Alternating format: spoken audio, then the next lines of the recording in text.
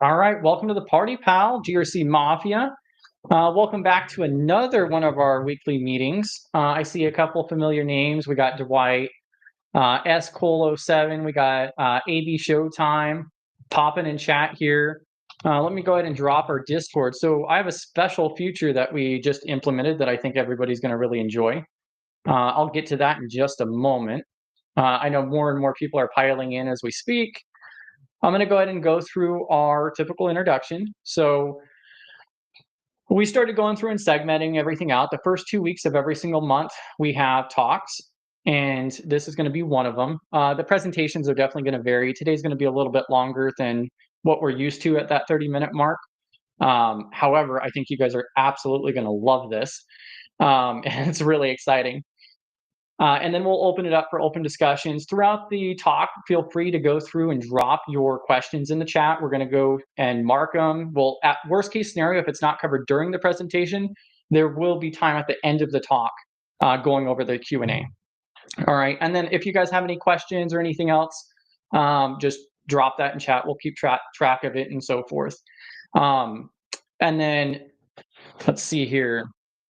And then also next week, I'll be doing my presentation for self-study insights. All right. And also, we're here for this shared mission. So just breaking down barriers, collaborating for a more secure future. This is a really great learning environment. It's already too difficult to break down a lot of this different stuff on your own. And so just ask questions, feel comfortable reaching out, get different perspectives, use the community to your advantage, especially on that self-study standpoint. We're all here to just learn and grow together. That's one of the biggest advantages. There's so many different people out in the community with Simply Cyber and all the other communities, Black Hills, Anti-Siphon, the SlaySec Plus community. So many great things out there. And I'll catch up on chat here in just a moment. I see more and more of you guys popping in. Now, after the talk, we will open the stage for everybody. That's one of the big things that we do. Is we'll have our presentation, we'll keep track of everything and hang out and chat, but then we'll open up the stage so then anybody can come up, contribute, come up on just voice and or video. We just want to make sure that you're aware that it is a business casual meeting. It is recorded and live streamed. Don't share anything you don't want to be public. If you do happen to do so, just reach out to me on Discord or LinkedIn, or you can also email me and just let me know so that way we can get that fixed. Like I said, ask your questions. You can share your personal LinkedIn. The best place to do that, since YouTube won't let you do it, is to join our Discord server, and we have a live chat that will relay it across the different platforms that we stream to. And then also throughout the presentation, if there's anything you want to add as far as like resources or other topics, still drop those too. Even if it doesn't relate to exactly what we're talking about, worst case scenario, we'll loop back around to that later on. All right, and then studygrc.org for the rest of our platforms, more information. We have the resources page. I'm building out the NIST and ISO pages as well, which I could drop those in chat here real quick too. So like you can take a look at the NIST page that I started working on. It's kind of a mess right now, but it's coming together. And then also we have a couple others. So there's also Simply Cyber is another great place to check out. And then there's also BDubs' website, which you may or may not be familiar with. She's going through and posting articles that are very relevant every single Monday. So give that a look. And then we have, so this is our primary meeting every Thursday at 6 p.m. Central. We also, me and Dwight started doing a privacy stream. I think we're on episode 6 or 7 is coming out this next week, which that airs every Tuesday at 11 a.m. Central on our YouTube channel. And then with that portion, let me just double check chat here, get caught up, and then we'll transition over. And that little secret thing that I want to share with you guys, let me see here. Why? Let me go ahead and pull it up this way. So that other portion that I wanted to share with you guys is if you guys join our Discord server, you can now get a special role. So every single week, if you go ahead and drop in our live chat, which if you have problems finding it, just let me know. But if you go to our live chat channel and you drop in GRC Mafia with a space, all capital, I'll drop it in YouTube chat right now. But if you drop that in chat, you will get a check mark on that message, and you will also get the GRC Mafia emoji next to your name. That will be reset every single week, but it's just a way, it's kind of like a reward for showing that you showed up during our meeting. So during the meeting, that is activated, and then for the following week, you'll have that GRC emoji on your name inside of the Discord server. So go ahead and give that a try on our live chat inside of Discord. And I just went ahead and submitted that in there as well. Yeah. So like B-Dubs is saying is you get a special badge inside of Discord for dropping that. Bam. And then like Luke just went through and did it as well. And now you get a special little badge next to your name. So bam. Yeah, I see you guys piling in there. Yeah, and welcome to the party, pal, everybody. I see Tim, Tim Golden. There's Robert, Rhonda, B-Dubs, Luke, Cyber Research. We got AB, bunch of you guys, GRC Mafia. All right, and with that, let's go ahead and get started. So today, the mystery is putting intelligence into OSINT. Welcome to the party, pal, Funky Cold. Hey, thanks for having me. Yeah, so you'll be talking a little bit about OSINT and digging into that, right? Yeah, I hope we'll be digging into it. Hopefully, we get a lot of good questions, and hopefully, I don't bore anyone. I think you'll be good. And as always, like I said, just go ahead and drop your questions. We'll keep track of the chat, and I'll leave it to you. Thank you very much for your time today. Awesome. Thank you everyone for joining tonight. I know we're all busy, and if you're in the south and dealing with all the snow and everything, hopefully our power stays connected and all that fun stuff. So, thanks for everyone joining tonight. I really do appreciate it. Hopefully, we get a lot out of this talk. OSINT is something that I'm very passionate about. I love talking about OSINT as much as I can, intelligence type things as well. I love open discussions. So if you guys have any questions while we're going through this, please drop those questions in there. If I don't see it, the team will and get those to me so I can answer them as when I can, or we'll answer them at the end. But I love the open discussion aspect. I'll stop every now and then and say, hey, any questions? Throw them in there if you can. If not, hold them to the end. But I do appreciate everyone's time. Let's get started with this. All right. So the title of this conversation or this presentation, I keep playing around with this title a little bit, putting intelligence into OSINT. OSINT is gaining popularity a lot with a lot of companies, a lot of organizations and stuff that's out there, and everything we got going on in the world today. Open source intelligence. If you're not sure what OSINT is, it's just short for open source intelligence, and we'll talk more about what open source intelligence is and how we put the intelligence into the whole package of OSINT. All right, cool. So let's just start basic stuff. Who I am. So I'm a father, I'm a husband, I'm a student of knowledge, of life, whatever you want to call it. I just love studying things and finding out new things, information, and just gather all the information, obviously, with OSINT, as you can see. I'm a mentor as well. In my spare time, when I do have it, I do some storm spotting for the North Texas area where I'm at. I like to chase those tornadoes when they come through our area when I can. Volunteer first responder as well. So when I get a call, I need to go help some people, I'll do that as well. As mentioned, though, I'm an OSINT guy. I'm an OSINT junkie, as I like to call myself, and I'm also a button pusher. I love just pushing buttons and finding out things. I think even today with the presentation we had going on today, I was pushing some buttons and got some things started for the team. And I'm like, I don't know what I did. I pushed buttons. That's all I did. But I'm also a former certified ethical hacker. I say former because I've let that go. I've let that lapse. I'm still ethical. Don't get me wrong. I just don't do as much hacking as I used to do. Any hacking I do is I find information that people typically either don't want me to find, or they're trying to be sneaky, and I end up finding ways to find them in different methods and things of that nature. I'm also trained and certified as an open source intelligence professional with Intel Techniques. If you don't know who Intel Techniques is, Michael Bazell is, in my opinion, like the godfather of OSINT. I don't think he would call himself that. But anyways, OSINT, Intel Techniques is a great platform for getting some awesome, superb training. This is no push, and I'm not advertising for them by any means, but love their training.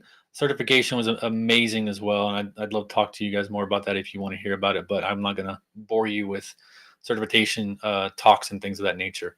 I'm also a co-host, co/founder of DC940. If you don't know what that is, it's a DEF CON group in Denton, Texas. We've been around, I think, as a DEF CON group maybe 3 or 4 years now. Prior to that, we were called Pwn School, longest running cybersecurity meetup in the city of Denton as well. And we also partner with other organizations like UNT and the cybersecurity program there to, make connections and whatnot. But we meet monthly as well.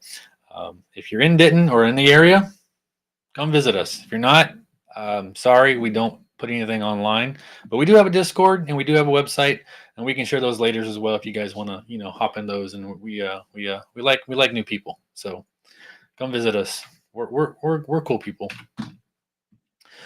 So what is OSINT? So I have my own definition of OSINT, which I like to throw out there, which typically is I make CISOs not sleep at night, essentially. I keep them awake. I keep them, worrying about things. But OSINT in itself it's intelligence that's produced from public available information. I like to call it, and some others call it OSINT, which is open source information. So you're collecting an open source information and you're putting some intelligence behind it. You're putting some mindfulness behind it, some analytics behind it, a goal, a requirement, and we'll talk about more about that, what it is in a moment here.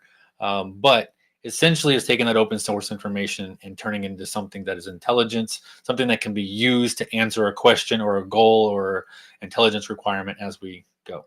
And as someone just said, OSINT, I will find you. Exactly. Internet doesn't forget as much as we like to. Friends and families post things all the time about us when we don't realize it. And a lot of times I find people because a family member posted something about them, typically. So really, really crazy. So let's talk about the intelligence lifecycle. So once we talk about, when we kind of understand what OSINT is, OSINT again is that public information. But there's a life cycle to this, like there's a life cycle to a whole lot of things in cybersecurity in general, right? So this life cycle is kind of here to guide us along our way and talk about one, what are the requirements, right? We got a plan, we need some direction. And that direction typically comes from our executives, right? What's important to them? What's important to the business? What's important to whatever department you're talking? It could be finance, it could be fraud, it could be your third-party risk team, right? So what's important to them, and that is where we're going to get our direction. That's where we're going to get our intelligence requirements from, right? So you're going to plan, and you're going to have the discussion with all those stakeholders, and then after that, we're going to start talking about collection. We got to go out and we got to collect that data. We got to know where our resources are at. We need to find things, right? So that's kind of where we're at there. That collection method is, we should already have an understanding of how we collect.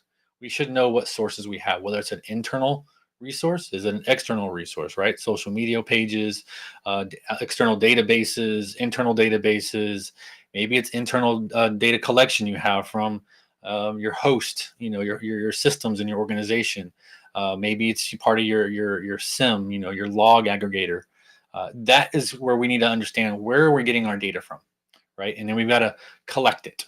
And then once we have all this data collected, right, as we're searching for it, whether it's on the social media websites, on the internet, anywhere, wherever it is, internal, external, then we have to start the analysis part of this. We got to translate that data and then make it meaningful, right? Tell the story. I always tell people the biggest thing about cybersecurity is always have the ability to tell a story, right? As you're going through anything, whether it's incident response, whether it's intelligence, whether it's open source intelligence, all the intelligence, right? The SOCMENT, the GOINTs, all that. Tell a story, right? That's what you have to do, and keep people engaged. And part of that story should encourage people to ask questions. And if you're asking questions and they're asking questions of you, then you're actually doing your job correctly, right?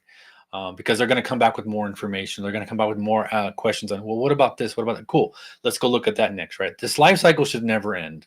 It should be a continuous life cycle based on your requirements. Now, if it's an ad hoc request or something, that obviously is going to have an end. It's going to have a goal, report at the end. Those are great. But once we get that analysis aspect done, we gave it some meat, we gave it some meaning, some direction, we're going to put this into production. And what that really means is presentation. How are you presenting it to your stakeholders, right? Is it going to be a PowerPoint? Is it going to be a Word doc? Is it going to be an Excel spreadsheet with a bunch of data in it, right? Is it going to be mind mapped, right? How are we presenting this to our stakeholders so that they can actually digest it? And it could be all of those. It could be one, it could be all of those things that I just mentioned. But after we've given that presentation and we're given that report out, this is where we need feedback. We need to know, hey, was this good? Was this bad? And if you're just now starting into OSINT, you're starting into report writing and all this stuff, keep in mind you're going to fail. And that's fine, because the goal with cybersecurity and the goal with anything in this realm that we live in today with intelligence or security or cybersecurity is to fail forward, right? And you want to do it fast, because the faster you fail, the faster you can learn from those failures and get better and get better and get better. So it's okay to fail. It's okay to make mistakes. That's fine. That's where that feedback loop comes into, because you need that feedback from your stakeholders saying, hey, that was great, but we need this. And we were looking for this and said, cool. Maybe you have that data and you just failed to put in a report because you didn't know if that was really what they wanted. Cool. Go back, grab the data, redo it, right? Put it back in the report, represent it to them, goal achieved. But at the end of the day, this should present them to be asking questions, right? Either to get better or to what's the next steps? How do we react to this? What are your recommendations, right? How do we protect ourselves from whatever you just researched and did? And we'll dig into more and more of this as we dig into this life cycle here. Let's see if my slides will go forward one more. Cool. So the intelligence lifecycle, I just talked through most of this. I have it documented here, so if you go back and rewatch the presentation, you have this as well. So that planning and direction phase, it's purpose, it's scope, right? Then you're gonna identify your goals and your tasks. Those are the intelligence requirements, or the essential elements of information. What's essential to those stakeholders? What are they wanting to get? What kind of information are they trying to learn? This could be a mergers and acquisition type thing, right? Where they need all the information about a company. This could be a third-party risk assessment where, like, hey, we need to know if doing business with this vendor is bad for business, right? But a lot of times those intelligence requirements are going to come from those stakeholders, those department heads, whether that's procurement. In most cases, it's typically the CISOs, so your cybersecurity information security officers. Could be a CSO, a CSO, a CISO, director of intelligence, could be IT, right? Whoever your partner is, could be the CFO, could be the CEO, depending on how far up the ladder you are. But those are your stakeholders. Keep those people in mind and what information they need and how you're going to present to them, because presenting to a C-level suite is different than your blue teamers or your red teamers or your IT peers. It's going to be different. So you got to be able to talk the lingo too. So learn that lingo and how to talk to executives as best as you can. But presentation is key here on this. That collecting and processing phase, I always say it's how do you answer the 5 W's? Like who or what are you after? What are you looking for? When do you need it? Where are we going with this, right? Why are we doing this? What's the goal? Again, answering those purpose and scope type questions. This is how you need more about this is how you define your methods, right? Once you understand those 5 W's, now you know how to go collect your data. So understanding that is good. The analysis is how to make it quantitative. It's the human-oriented process. This is not where you're going to throw a bot or AI at it. A lot of people want to go throw a lot of AI at things. And while you can use AI to help build that report, you still need to be able to answer those questions of what the human asked. So do keep that in mind. And this is how you also start to contextualize the data and analyze the data and put the intelligence into it. That third step is probably the most important step of this whole process. Almost as important as the production, right? Production at the end of the day, this is the deliverable, right? This is what your customer, your clients are paying for. They are paying for that production. They're paying for that report at the end of the day. So no matter how you look at it, like I got out of, I told myself that I wanted to be an ethical hacker, and I wanted to hack things all day long, and I wanted to pin test and do all the things you see on TV. Unfortunately, reality set in. Man, I got to do presentations. I got to do reports. This sucks. I don't want to do this anymore, right? And it really wasn't for me. So I was like, I'm going to go back to my passion, which is open source intelligence and reconnaissance, or whatever you want to call it, right? Going out and finding things and reporting on those things. Well, then I realized I have to do a report again. So I'm right back where I started. So I started to learn how to be a better report writer, putting it on paper, building out slide decks, presentations, and telling the story. So it's basically about being a storyteller. That's the best way I can think to do it, is be a good storyteller at the end of the day. And again, that's step 5, presenting your findings, going through all this. This is great stuff here, and being able to get that feedback loop going. Giving your stakeholders what's relevant and your finding data, right? That's where the analysis aspect comes in here. So all that said, the above 5 steps should elicit more questions from your stakeholders. Life cycle is never ending. It should keep going and keep going and keep going, right? They should always want to come back to you and say, hey, what about this? Or, hey, can you take a look in this? Or, hey, what about this over here? What are your thoughts about this, right?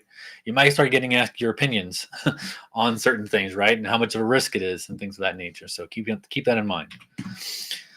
I like to show the intelligence lifecycle in a couple of ways. One, the circle, we saw all the 5 steps there, but then also breaking it down into, and I stole these obviously from resources, and I don't have my resource in the bottom of this one, but I can share it if I need to. But the objectives, right? This is that planning and direction. Like, what are your objectives, right? That's a key question to start asking. The 5 W's and all that. Get your direction, get your planning, and then collection, right? We talked about internal resources. We talked about technical resources and human sources, right? You may have to go to the dark web if you're getting into OSINT. You may need to learn how to do a lot of things on social media, or how to get into forums. You're going to start thinking about your operational security, or OPSEC, right? How do you get into these forums and not give away yourself, right? Not give away your organization, those kind of things.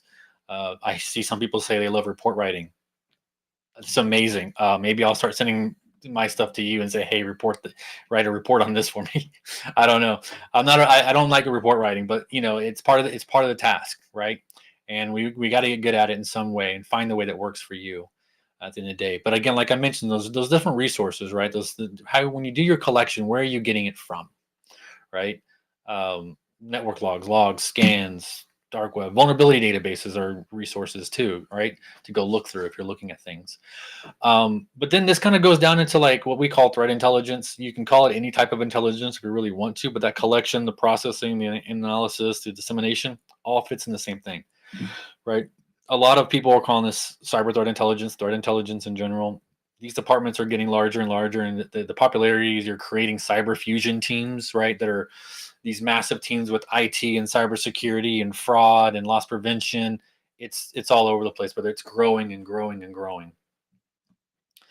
And then how does this all break down? Who are your departments? Who are the people you're going to be talking to? You're going to be talking to incident response, right? You're going to be talking to security operations, your vulnerability management teams, right? They're going to want to know, hey, what are the threat actors out there working on right now? What are the things that they're building exploits for, or testing against, right? Or selling on forums, right? These proof of concepts and stuff. Vulnerability management teams want to know that too. Your risk analysis teams, fraud management, security leadership. We talked about the CISOs, right? And even your CEOs and CFOs and all the C-level people. But fraud management is a big one as well, from loss prevention. Third-party risk management's not on here, but you can kind of put it somewhere, risk analysis potentially.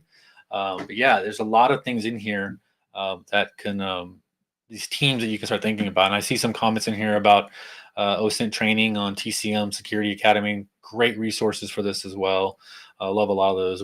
I could probably name off a few myself, but we'll continue with the presentation. But yeah, a lot of those courses are great courses on TCM Securities Academy. Angela Brown's amazing. I definitely agree with that statement.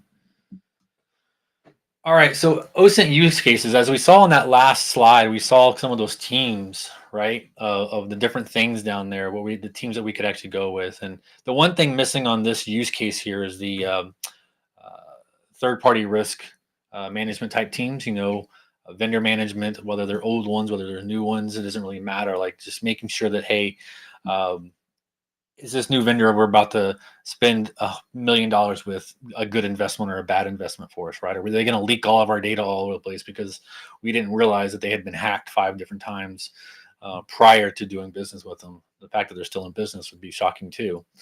But a lot of criminal investigations, law enforcement, people of interest, fugitive apprehension, evidence provision, all these things have an OSINT connection.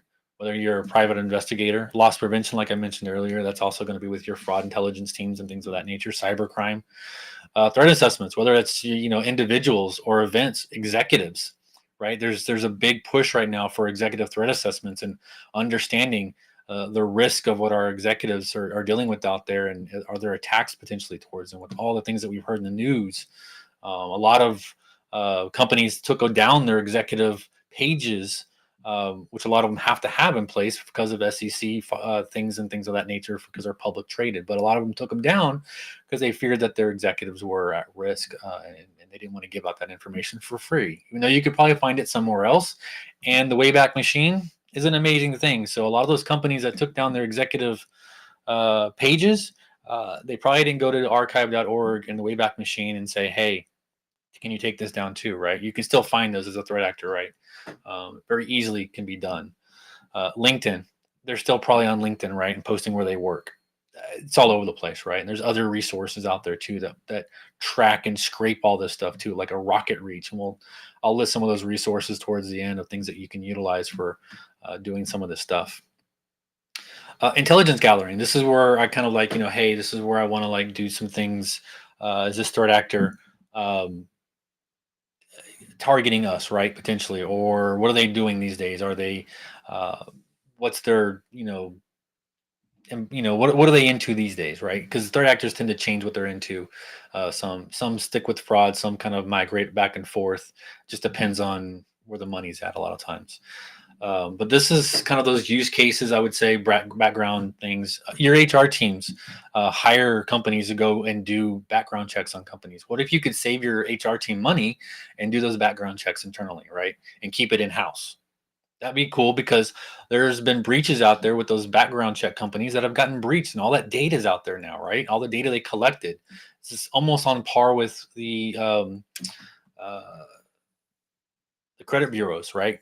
Getting breached, right? They have a lot of that same type of data out there that we want to know about. So definitely keeping in mind the use cases that are out there for OSINT. How do you get into OSINT? All right, that's another question a lot of folks tend to ask me, is how do we get into OSINT? Like, how do I start? And what I always tell people is OSINT yourself, right? You know what's true. You know what you're going to find out there potentially, or maybe you don't. Maybe you forgot about that account that you had when you were, 12, 13 years old, that you didn't realize, you weren't supposed to have, maybe. But someone is going to know that's out there, right? It's going to be found and things of that nature. So keep that in mind, that OSINT yourself. Go find what you don't know, go find what you do know, and validate it, right? And keep track of that stuff, right? How much of your information is out there? Go look at a lot of those data aggregators that are out there, that you can just put a name in and it'll tell you all about everything about the person. Things like That's Them, things like cyber background checks. Check them out if you haven't. Put your name in there. OSINT yourself. OSINT family members, if they give you the okay to do it, a lot of times it's good to do that as well, because you're also helping your family members be more secure about and more private with a lot of things they're doing. If you can educate them, that's a risk to you, right? Because if you're at a get together, a family get together, and people are taking pictures and posting them all over the place, I can find it, right? I will find it. And those are things that could give away locations. It could give away birthdays, right? Grandmas love saying, "Hey, happy birthday." And not to hate on grandmas, but it's not just grandmas, it's moms and other people too, aunts and uncles. But keep those in mind, that that's giving away your birthday information, even though it's not out there. I see someone just mentioned Michelle Khan. Amazing OSINT individual. He's amazing. He's one of my heroes. I'm actually doing some training with him next month, so it's going to be awesome. Do other things like GeoGuessr. If you haven't messed around and play with GeoGuessr, go out there and do GeoGuessr. It's gonna educate you on landscapes and countries and all the things that are out there that you're just not probably focused on. You can strictly stay U.S. based if you want. You can look at other countries as well. But GeoGuessr is a great tool for doing those type of things where it's like they post a picture and say, "Hey, find me." Okay, cool. Practice by using GeoGuessr, right? Practice with your own stuff. Is how much information is in that photo that you just posted? Hopefully none, but you never know. You can do some other things like trace labs. Try Hack the Box. Trace labs is a good thing because it's giving back to the community. That's it's trying to find missing individuals, right? So you can use your OSINT skills to then go try to find missing individuals that may be out there that need to be searched for, right? So you can practice your OSINT skills, and it's a CTF, so it's like they're trying to kind of gamify the whole thing, but at the same time, you can definitely learn, while you're doing it. Try Hack Me's got some good stuff on OSINT.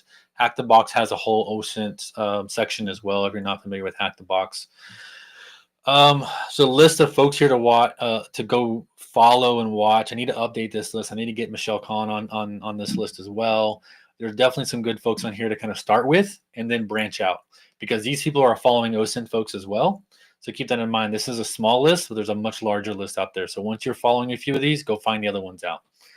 Gary Rudell, amazing. I love some of his stuff that he's been doing, utilizing OSINT. So it's a good mention there as well. Training certifications, they're all over the place. A lot of these you're going to find, you're not going to get like a certification that's going to be recognized, all over the place, but it's more about getting the training, the skill sets built up.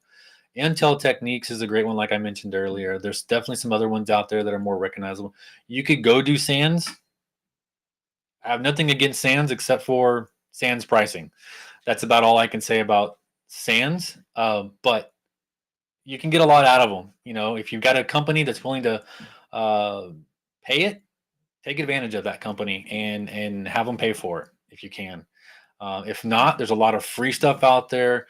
Intel Techniques is not free, but it's under $1,000 last time I checked. So that's a good price for training, in my opinion. And all the other ones that were mentioned, are the anti-siphon training, things like that nature. They got the Cyber Mentor. That's great training as well. My OSINT training, great stuff. I think Web Reacher is doing a lot of that stuff today. Michael Hoffman and some others that are in this group are doing a lot of the my OSINT training stuff there. And you've got Michelle Kahn, who's doing OSINT training as well. I think the new sites like just hacking.net. I don't know for a fact. Maybe someone can put it in the post if they know what I'm talking about. But that one just got started by John Hammond, I believe it was. There it is. They just posted to justhacking.com. Great stuff. They got that. Michelle Kahn's doing his training on there right now. He's starting to build that out more and more. You can also go to Wild West Hacking Fest for some of his training as well, up in Black Hills and Deadwood and all that stuff. He's also doing one in Denver, I think, this next month. So not that I'm stalking him by any means or know where he's at all times. So let's talk about some of the tools, because obviously we talked about like how do we get into it, and we talked about what OSINT was and stuff. But what about all the tools? There's a lot of tools out there, and I will always tell people, at one time OSINT framework was not being upkept, wasn't getting updated as much. They've gone through and done a lot of changes to it recently and done a lot of updates to it. Maybe they heard someone else complaining about it because I'm not as important as the others that are out there doing it, but are doing OSINT. But they definitely have updated this. This is a good starting point if you don't know where to start with the information that you have, whether it's a domain, whether it's a username, whether it's an email address. They have a lot of it. I mean, you have license plate information, things of that nature. You can go here and get a good start with the OSINT framework. This is great. At the end of the day, what I tell people is, while this is a good start, build your own tool sets, right? Even with pen testing and ethical hacking and hacking in general, you're going to eventually find tools that you like and that work best for your methods and techniques and processes and workflows. Build your own tool sets, right? Build your own tool sets from OSINT, these OSINT tools, right? You may not use every single one of these. That's fine. You don't need to.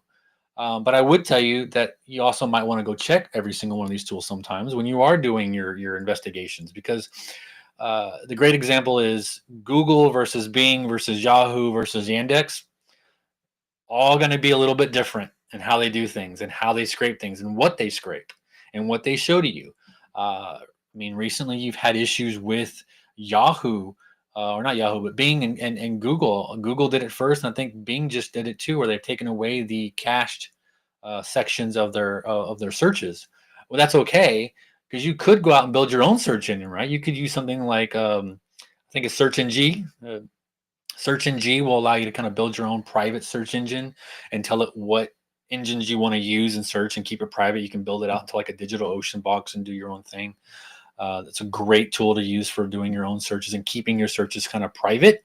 So you're not doing everything through Google, you're not doing everything through Bing and Yahoo, but you can still utilize those engines to go out and do the searches for you, just not exposing yourself to those particular tools when you're doing it. And again, that goes back into the OPSEC talk that I could definitely ramble on a little bit, but keeping that in mind, just use the tools. Don't just Google it. Don't stop at page 1. Go to stage 2. Go to stage, page 3. Get to page 10. Sometimes you'll be surprised at what you could find on page 15. Sometimes, what gets buried sometimes on the internet. So keep that in mind, and then check all the other different search engines and looking to see if there's any more questions in here. I'm not seeing any questions. License plates are hot this week. Yeah, license plates are all over the place right now, especially with the ALPRS, PN hacks and things that are going on right now, and the leakage of data and potentially and that kind of stuff. That's a huge topic right now in the OSINT world. So find those tools that can do those reverse searches for you, or databases that are out there. I'm not going to tell you how to hack them, but they do exist. Other tools that you can look at. Unprofessional. Yeah. Other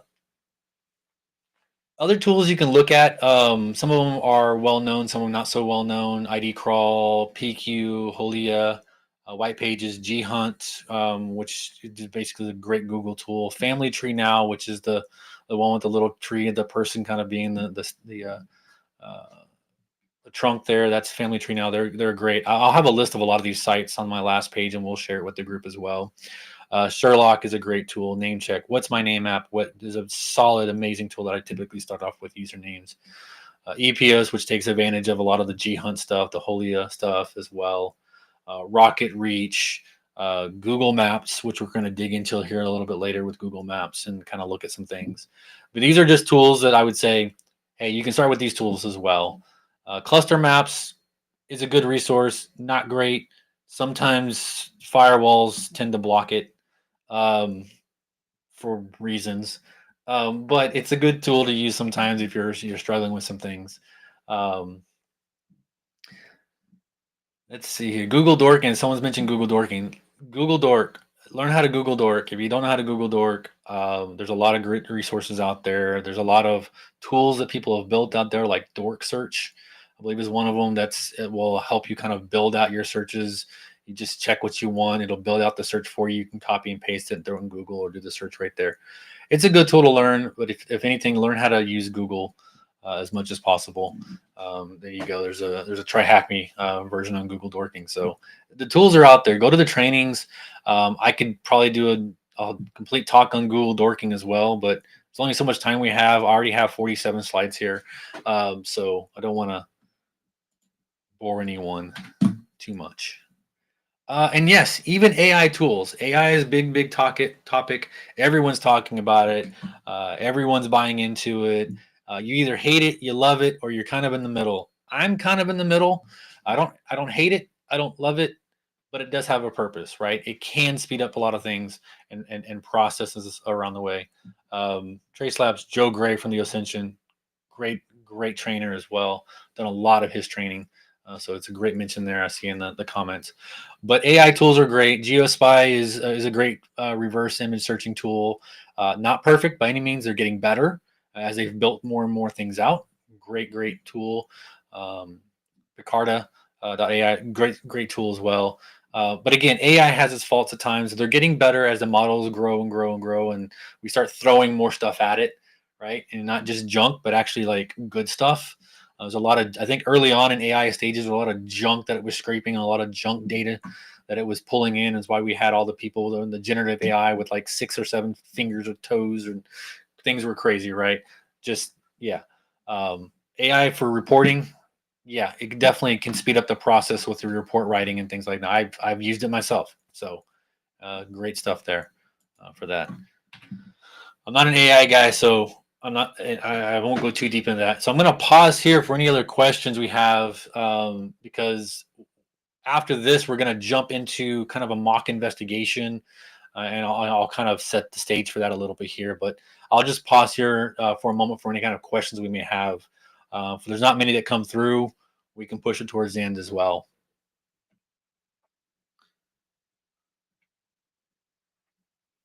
I see a question here. Are most reports from scratch, or do you have a standard template?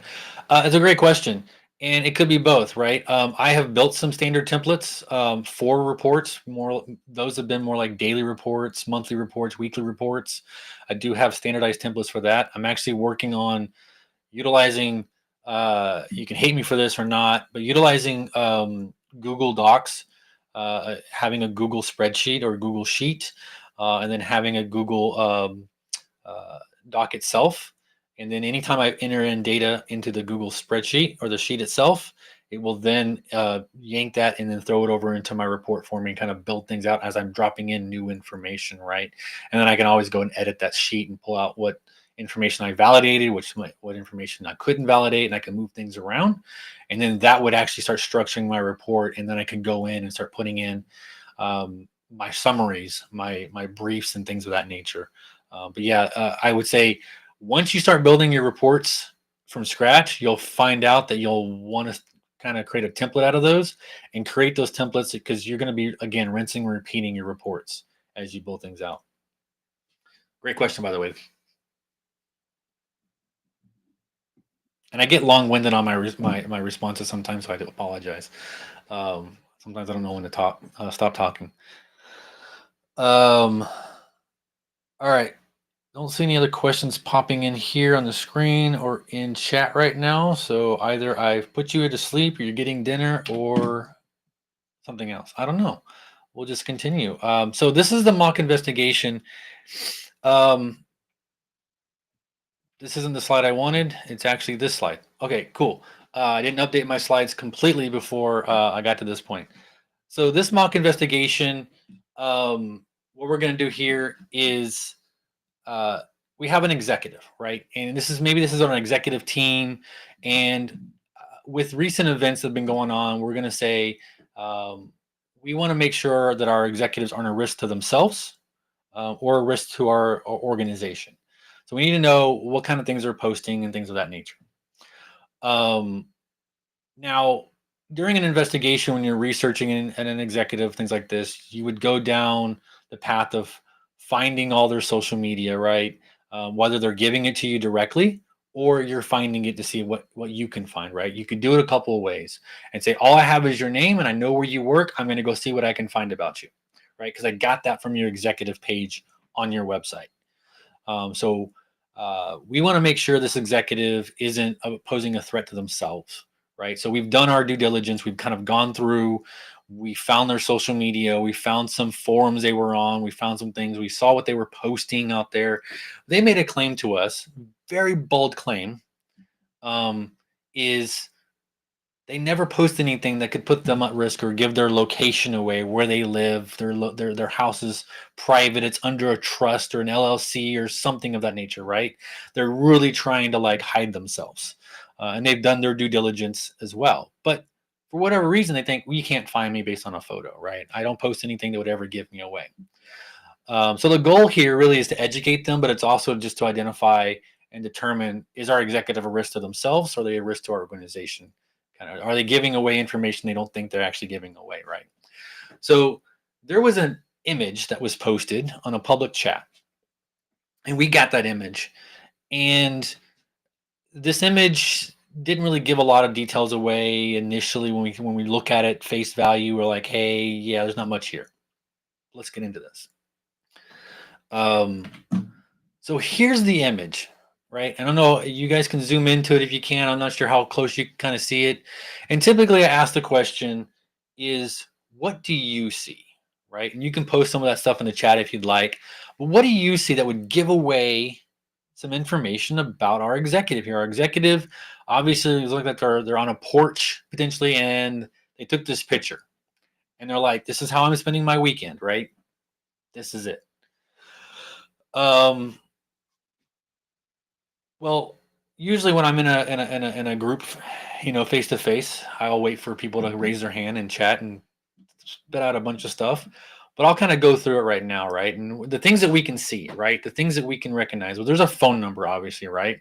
There's an area code on there. There's a license plate that's exposed, right? There's the Morris Jenkins locations. People are throwing in there. These are great things, right? The Morris Jenkins stuff. Zooming in the license plate. These are all the things that we're thinking about. And again, when I tell people to look up pictures like this, there's layers to these pictures. There's what's in front of you, there's what's in the background, and there's also what's in the middle, right? So what's in front of us? What's in front of us is Morris Jenkins Plumbing, right? What's in front of us? A phone number. These things are all in front of us, but what are the things that we have here? Deciphering that tree. Right. We could, I'm not great at the landscape type stuff and the identifying plants and stuff, but those are things that you can do. The problem with the tree and the landscape problems that you have, especially I look at this, I'm like, okay, cool. I can kind of tell what kind of community this is. We have these all over Texas and North Texas area, and they plant stuff that doesn't belong in the environment, and we usually die out within 3 to 5 to 10 years, and they have to replant more native stuff. So if this is a younger community, those plants may not be native and they're probably going to die, right? So these trees may misidentify a location because we're like, hey, that's a tree that I always see in Texas. Boom, that's a Texas tree. Maybe it is, maybe it's not, right? So keeping those things in mind as well, especially when we're looking at all the information this thing does. Someone mentioned the metadata, right? Perfect. Now, the issue with metadata that you're going to find out if you dig into this is a lot of social media sites strip that away these days. When you're posting them on Facebook and Twitter or X, or they strip all that data out these days to keep their, customers, clients secure, private, right? So keep that in mind. But if someone were to send this picture to you directly and they didn't turn off the geolocation type information, that's definitely information you could grab. They posted on a form that has a lax of security, definitely pull out that meta information, pull out the geolocation, find it, right? Go after the metadata. That's step one. Find out if there's any metadata. Find out what you can find. Step two, look at the picture, find out what you can find. We saw the Morris Jenkins, the phone numbers, the license plates. There's an NFL team logo on that, on the bottom left, that right passenger panel there. There's a logo there, right? That tells me that it's probably sponsored by an NFL team, which looks like the Carolina Panthers logo. So that's telling me we're probably dealing with someone in North Carolina. Potentially, the phone number and things like that kind of give it away as well. Then Morris Jenkins, you guys are doing your own stuff in the background. You're going to find out that, yeah, that's probably in North Carolina. And we'll get to that here in a moment. There's other things in this picture, though, as well. The house is behind us. The other information, if we zoom into things, there are house numbers we can find. These things are all coming in. I love it. People are already doing their research. Simple, right? It's North Carolina. Perfect. But where in North Carolina? Where is that house located? What's the address, right? What neighborhood is that? Because that's what we're trying to go after, right? Those are the things we want to go after. Morris Jenkins could operate, in many locations, right? They could even operate out of state because maybe this was a cold time of year and water heaters were going out left and right, and Morris Jenkins expanded, where they were working at. Those are things to think about as well. They could be operating outside of North Carolina right now. A lot of information is what we're getting at, right? We can see the phone number, we can see the names of the company, we can see all this information. I will identify some things later that you probably didn't think about looking at. But what can we see? Morris Jenkins, the truck's in North Carolina. It's got Carolina plates. So we know it's in the United States. We know it's in North Carolina or in that area. This is residential, right?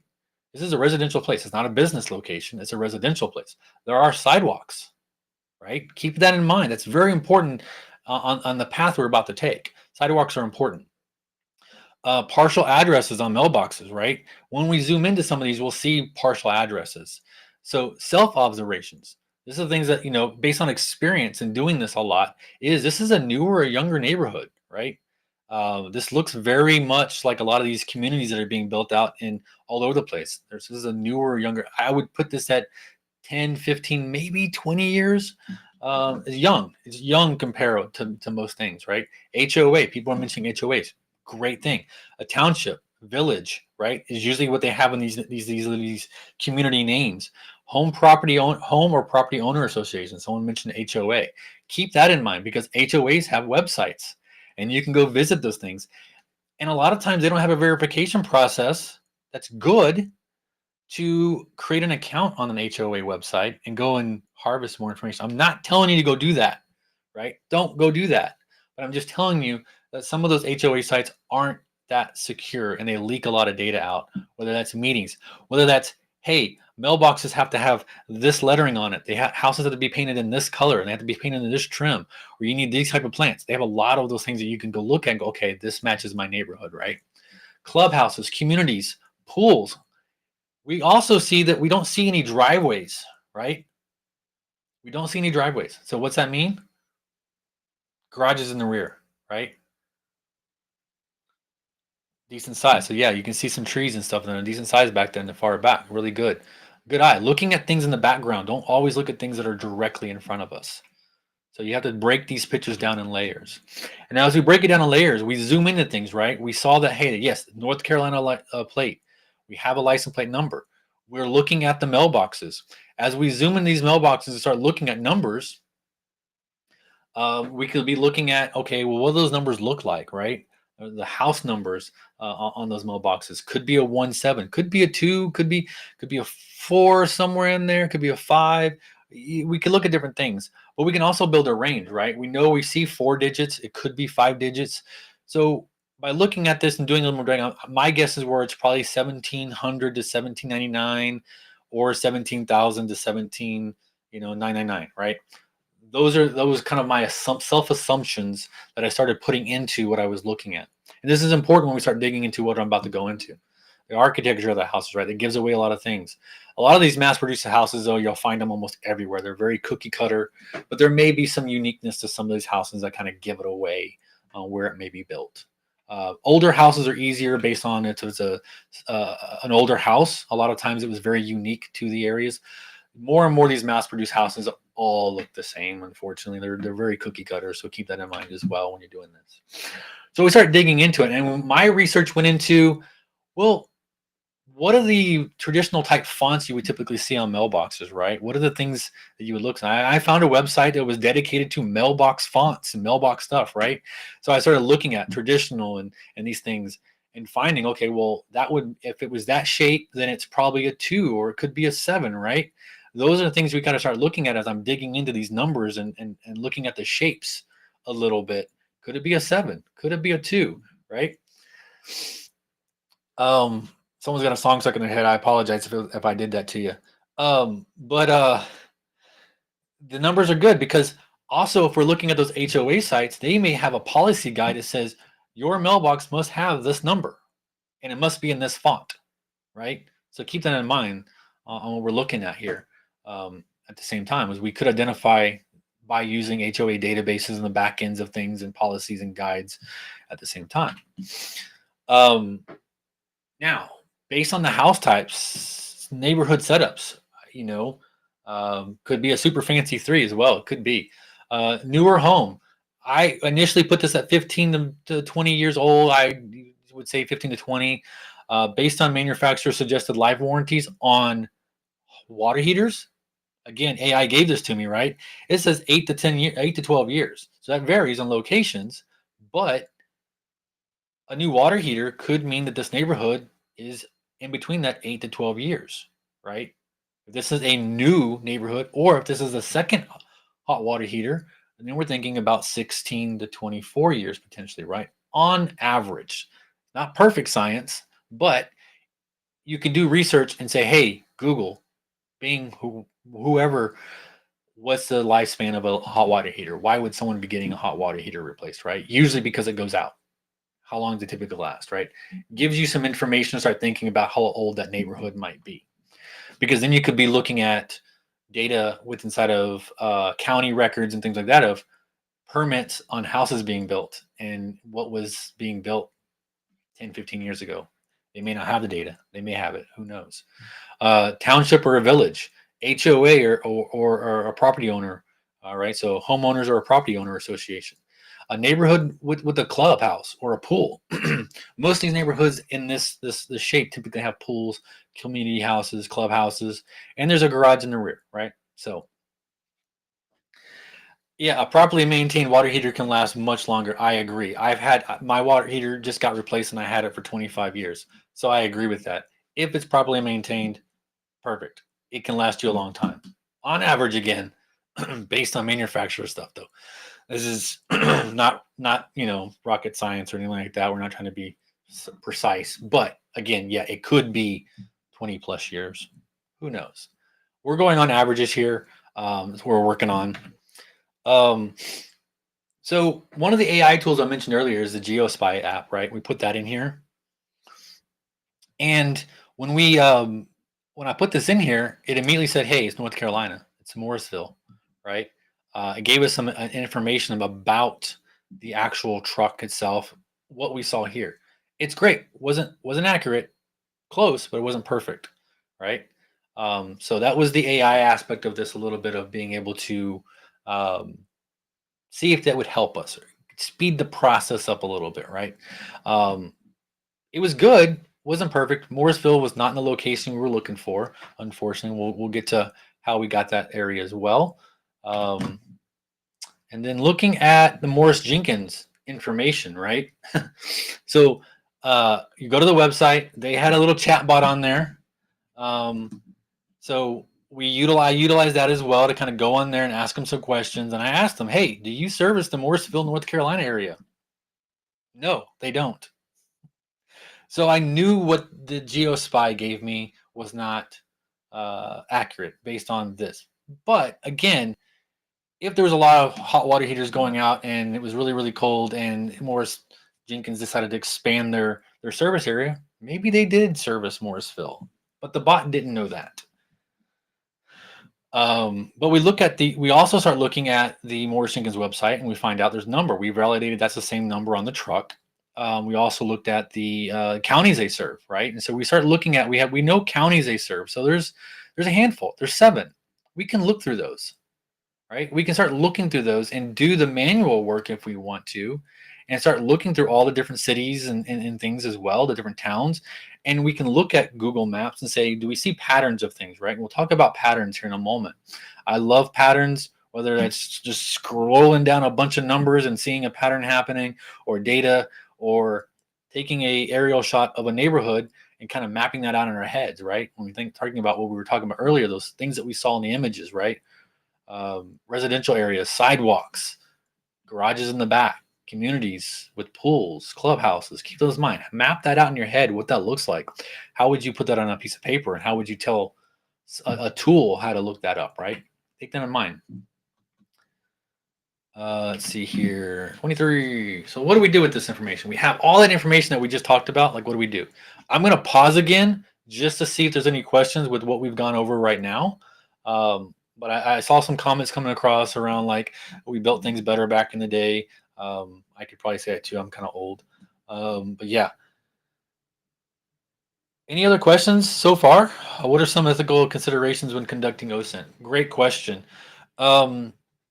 Obviously, the goal is not always to dox people. We don't want to dox people and throw this stuff on out in the public, right? There's a goal. There's a reason we're doing this, right?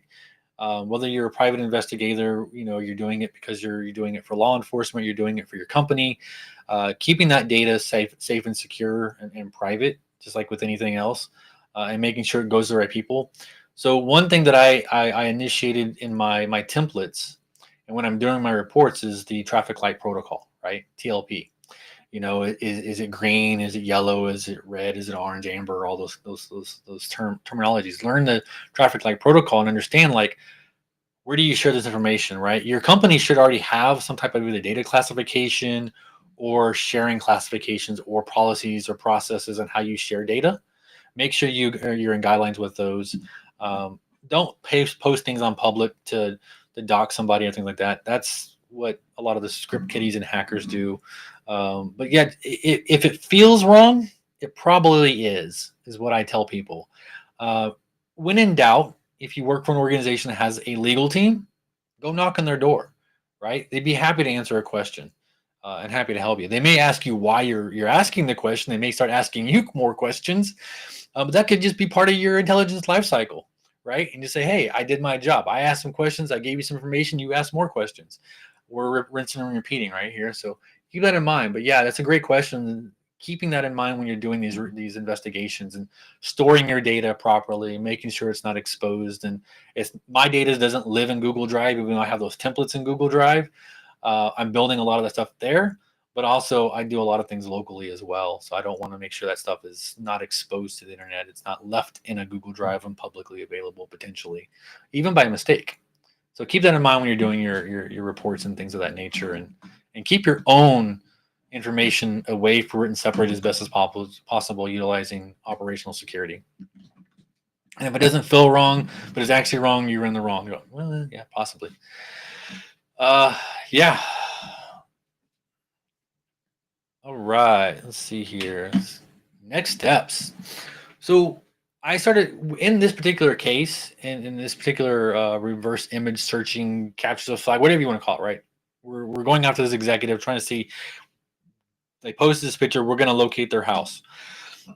What are my qualifiers? I'm building out qualifiers. I'm going to use two tools here: Google Google Maps and OpenStreetMaps or Overpass Turbo. If you haven't heard of Overpass Turbo, check it out. Great tool. It utilizes OpenStreetMaps. OpenStreetMaps is a great open source mapping tool. You can utilize that. You don't have to use Google Maps. You can just use OpenStreetMap for a lot of things. The issues are, and we're separating the two out, is Google Map obviously is Google. It's ran by Google and it's serviced and everything. Google is, the cars are driving all over the place, taking pictures constantly.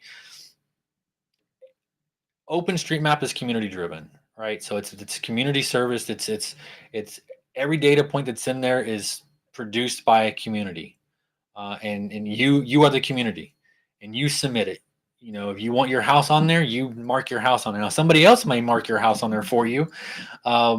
You can always go in there and say, hey, remove that, just like you can with Google and all the other map tools that are out there, Apple Maps and Bing Maps and things like that. You can always say, hey, remove or blur out my house location, right? You're not going to remove it off there, but you can get it blurred.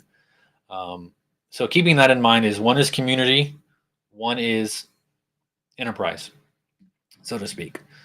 But what are my qualifiers here? So the qualifiers, I'm going to go off of a community center, clubhouse, or a pool with inside or close to my house. The garage access is in the back, right? It's in the rear. And then the address range. We're going to use the address range that we came up with, or what I came up with earlier.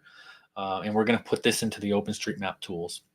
What you'll find is Google is much harder to do that with than something like OpenStreetMaps. Google, you need to kind of know your address, you need to know your coordinates, you need to know the general area, and you're going to be doing a lot of zooming in and zooming out. Whatever you do, whatever tools you use, base it off of your skill set or go learn a new tool, right? In this particular event, I learned more about OpenStreetMaps and the back-end programming than I probably cared to know, but it was good information for me to learn because now I can use that tool more efficiently in my searching. If you guys have ever heard of Jose Monkey, check him out. He utilizes OpenStreetMaps for like everything, builds out his queries and finds a lot of things. He's got crazy programming skills when it comes to OpenStreetMap, and it's programming, and essentially you're building out, you know, kind of if-then statements and qualifiers and whatnot. But yeah, it's programming in a way. But we're going to utilize these two tools. We're going to utilize Google or an OpenStreetMaps. Couple of questions here. I see. One question is: OSINT a skill that you can get hired? That can get you hired? Yeah, it can. OSINT is a skill that could get you hired, right?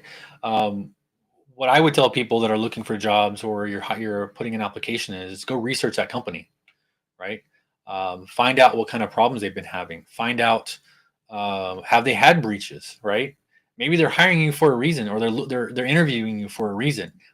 Be the answer to their questions, right, or their problems, right? Understand what they're going through potentially based on what they're news articles are saying about them, right?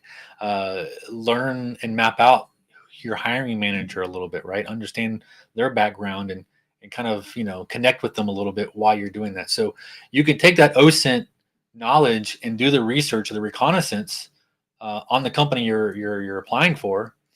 And I wouldn't say social engineer, but you're kind of social engineering by using this information to stir up conversation or elicit more things. You're pretexting a lot of this stuff, so you could utilize the OSINT skills to do some things like that. So it is. Where are the OSINT certifications that are recognized by employees? What are the OSINT certifications that are recognized by employers? SANS. SANS would probably be the most recognizable one out there. I think there's a few other ones that are gaining popularity. The Intel Techniques one, I think, in my opinion, is gaining popularity. I think more people are starting to look into this. But again, a lot of those that are recognized are sanctioned, and they have an organization about that kind of manage and monitor them, like a IC squared, SANS, things of that nature. Those are the ones that are being recognized. But at the end of the day, it's okay that they're not recognizing all the certs out there. You need to just show your skills, right? As best as you can. Great question. And there's not a ton of them that are being recognized by employers. Most of them are hired for other things these days, but OSINT is starting to gain some traction. So let's look at some of these tools. Looking at Google Maps. You're gonna bang your head on the desk, on the wall. You're gonna be punching walls. You're gonna be kicking. I don't want to say anything like kicking kittens or anything. I already said it. So don't kick any kittens or puppies or anything like that. But you're gonna get frustrated with Google Maps in some aspects. In this particular incident, in searching for things, right? Because you're gonna be doing a lot of zooming in and zooming out, but you're also gonna be looking for patterns, right? So we knew we were in North Carolina, right? And what I did a search for is I just honed in on North Carolina, and I wanted to hone in on the area that I thought that we were in, right? Whether it was Charlotte or what the area that we were looking at. And I said, okay, let me use Google and just do a search for Clubhouse and see what comes up. Now, it could get a lot of weird stuff, but when I did that, it's more than 40. I have 40 listed here, but there's a ton of them. And so what I had to do is start zooming into all these different clubhouses, right? And then looking at the neighborhoods, and I had to see, does it match my pattern, right? Does it have, or is it a residential area? Does it have a sidewalk? Does it have a garage in the back? Does the street numbers match, right? Can I find a neighborhood or a block that has the street numbers that align with what my IDs are, or my qualifiers are, right? So I started throwing this into there and just doing searches. You're zooming in and out, zooming in and out. You're gonna do a lot of that utilizing Google and doing it this way. But I'm looking for patterns, right? And so by utilizing Google and zooming in and zooming out, I'm going, okay, my qualifiers, right? It's a clubhouse, community, is a pool, check. I have that. That's in the top left there. There's a pool there, or a community center, or something of that nature, right? It's there. Garage access in the rear alley. No, in this neighborhood, the garages were in the front of the houses, not in the back. So I didn't make them my qualification. I wanted to at least hit 2 of the 3 qualifiers before I dug into it. Does it have my address range? When I was digging in this neighborhood, none of the blocks match my address ranges that I liked. So we move on. This doesn't match it doesn't hit our qualifiers that we put earlier. So here's another one. Another one I zoomed in on. Clubhouse pool? No. It wasn't close by. It wasn't even within a quarter mile of the housing here. Garage access in the back? Yes. We have garages in the back. It's hard to see here, but they are in the back of the houses. You'll see that you have like 3 streets, like boom, boom, boom, and that middle one is the alleyway. It actually says alley in the street name, so they gave it a street name and an alley name. Isn't in my address range? No, it wasn't when I was digging into this. The houses did not meet those requirements. 2 out of 3 requirements. So, question: why is OSINT so much fun? I don't know. To be honest, my background is in network administration, and I got into cybersecurity and got into threat hunting. and really is more about the hunt than anything else and finding stuff. When I was doing network administration in school districts, I'd had to go hunt down threats within our school, in our network, and identify where they were sourcing from, because we didn't have all the fancy tools that we have today. It was a lot of manual work, but a lot of that passion became manual work for me. And that's where my OSINT skills, my reconnaissance type skills, hunting skills. So it's really about hunting for me. And that's why it's so much fun to me, is I get to go on this hunt with little information and build a story out of it. And I can answer the questions you want me to answer, hopefully. Not always. And you may not have an answer all the time. You can be wrong, or you just don't have the information to fulfill the request either. So you're not always going to check all the boxes. Great question, though. So this one didn't match. This particular one didn't match. So I did it again. I was like, okay, cool. Let's pull back. Let's look at the cities, right? Same type of search, but let's look at the cities that the Morris Jenkins website said they service, right? So we can start drilling into these cities on Google Maps, and then when we start looking for clubhouses inside those cities, right? And we start seeing some things on here, and we start, okay, we can filter it down. So again, we went really wide, and then we started just narrowing it down with the information that we had. My camera's somewhere in here. There's my hands, and we can narrow it down, right? With taking that additional data, the information, and just narrowing it down as much as possible. Start wide and narrow, and get to a narrow. So that's what I started doing here. I'm narrowing it down because I wasn't getting anywhere that I was doing. So it made my list shorter, and we started digging in, right? Digging into something like this, and we find, some things like, okay, cool. Does it match and stuff? Does it have it's got my pool? Does it have the houses? Does it have the garages in the back? Potentially.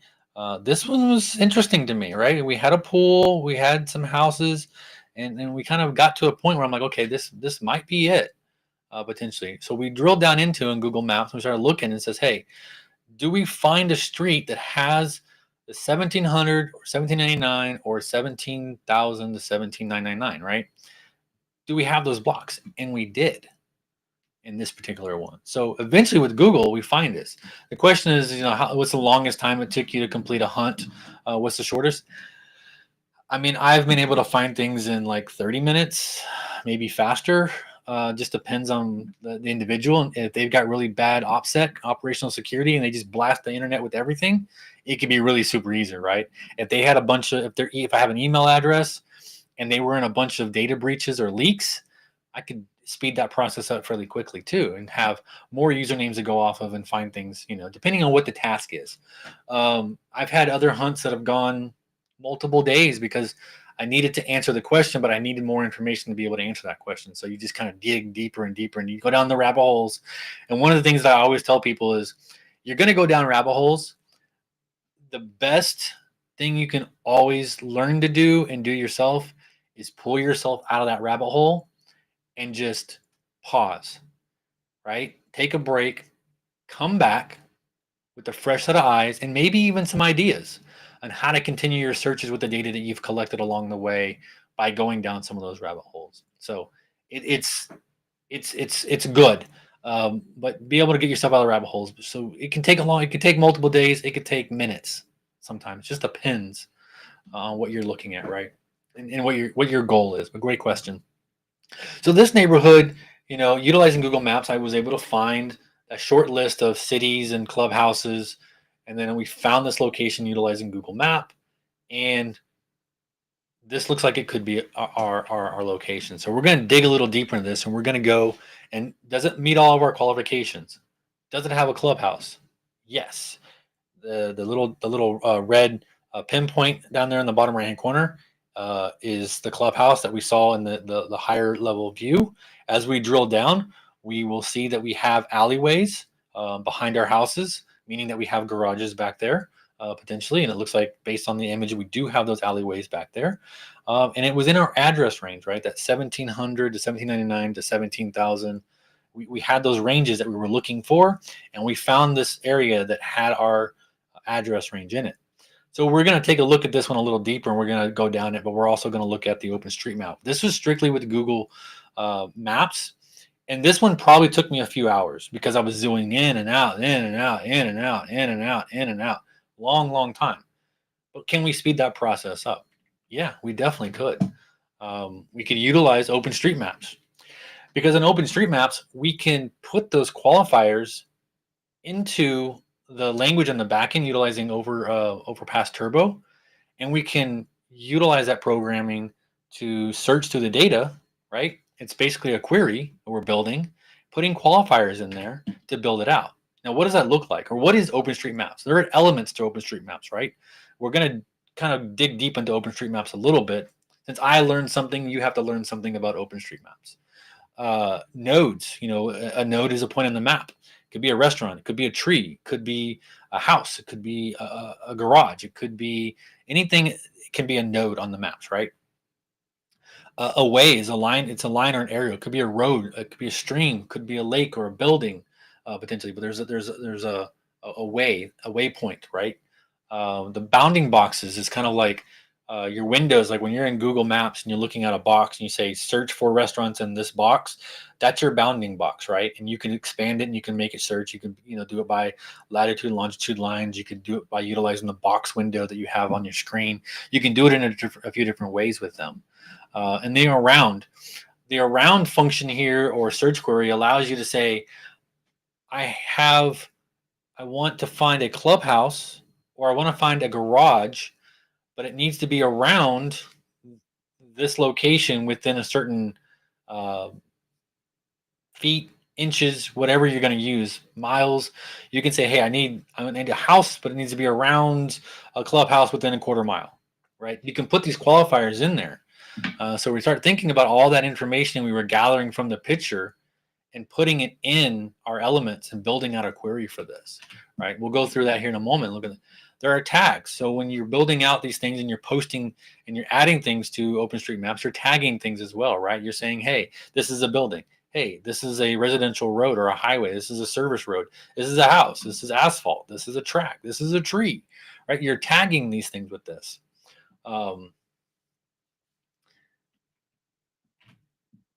And then there's desktop editors. So you take those tags and that knowledge you have, then you can start adding to the community. You can edit things with inside the community and say, hey, someone mislabeled or mistagged something.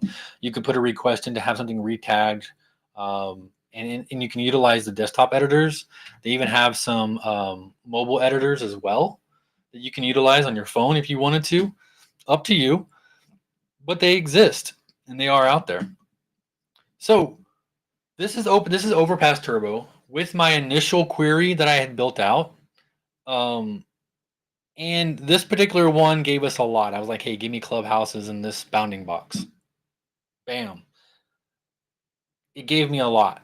And I'm like, I need to kind of like drill this down a little bit. So I have to kind of revamp my qualifiers and basically work on that programming a little bit. I'm not going to go too deep into the programming and what I did and things like that. I think I do have a page on here kind of talking about it, maybe. But when I redid my programming or my logic in my query, essentially, I won't say programming as much anymore. It's more logic in my query, right? When I redid it, it cleaned it up, and now I only have these, and this is more manageable, right? Once I put all my qualifiers and I got it built out right, this is what it came up with, and it matched all my stuff. So this is amazing because now I can like focus on 8 things versus focusing on 100 things, right? Even if this is wrong, I can always go back to my query or my logic and restructure and rebuild it. So this is my variables. These are the things that I set up. So this is the Overpass Turbo logic that I kind of put in. I created some variables in there and said, hey, I'm going to create a variable that's called .alley. I'm going to create a variable that's which is leisure equals swimming pool. I'm going to turn that into pool. I'm using the bounding box. I'm going to create some other things within inside my bounding box. I'm going to then give it some regex and say, here's my address to my house number, and I need it to be 17. Start with 17. Yeah, we're getting more technical than I wanted to get, but this logic here does kind of map out my mind and what I was putting in the queries. So I use a 17, then put some regex in there, 0 through 9, and it need to be, a few more characters. It could be 2, it could be 3. We adjust things as we go. And then I put some other searching elements in there, a swimming pool. But then we start utilizing the around function, right? With that around function, and we start saying, hey, I need an alley that's around 15 meters of the home address, right? Or I can use one that says, hey, I need a pool that's around 800 meters from my home address. I can use these stacked on top of each other, or I can use them separately depending on what. So I end up coming up with, which is the last one, which says I need, my search is basically going to be an alleyway that's within 15 meters of my house, but then also around 800 meters of um, the pool, right? As long as my house number, which is within inside these parameters as well, right? So it's got to be that 17,000 to 17,999 range, right? So I need my house number range has to be within 800 meters of the pool and within 15 meters of an alley, right? So house, that's the logic. That makes any sense. It makes sense in my head, and that the other we'll go back. So this is what we started off with, and when I got my logic to the very last thing, this is what we got, right? So we got those more cleaned up type things. So again, houses, 15 meters of an alleyway, and 800 meters away from a pool.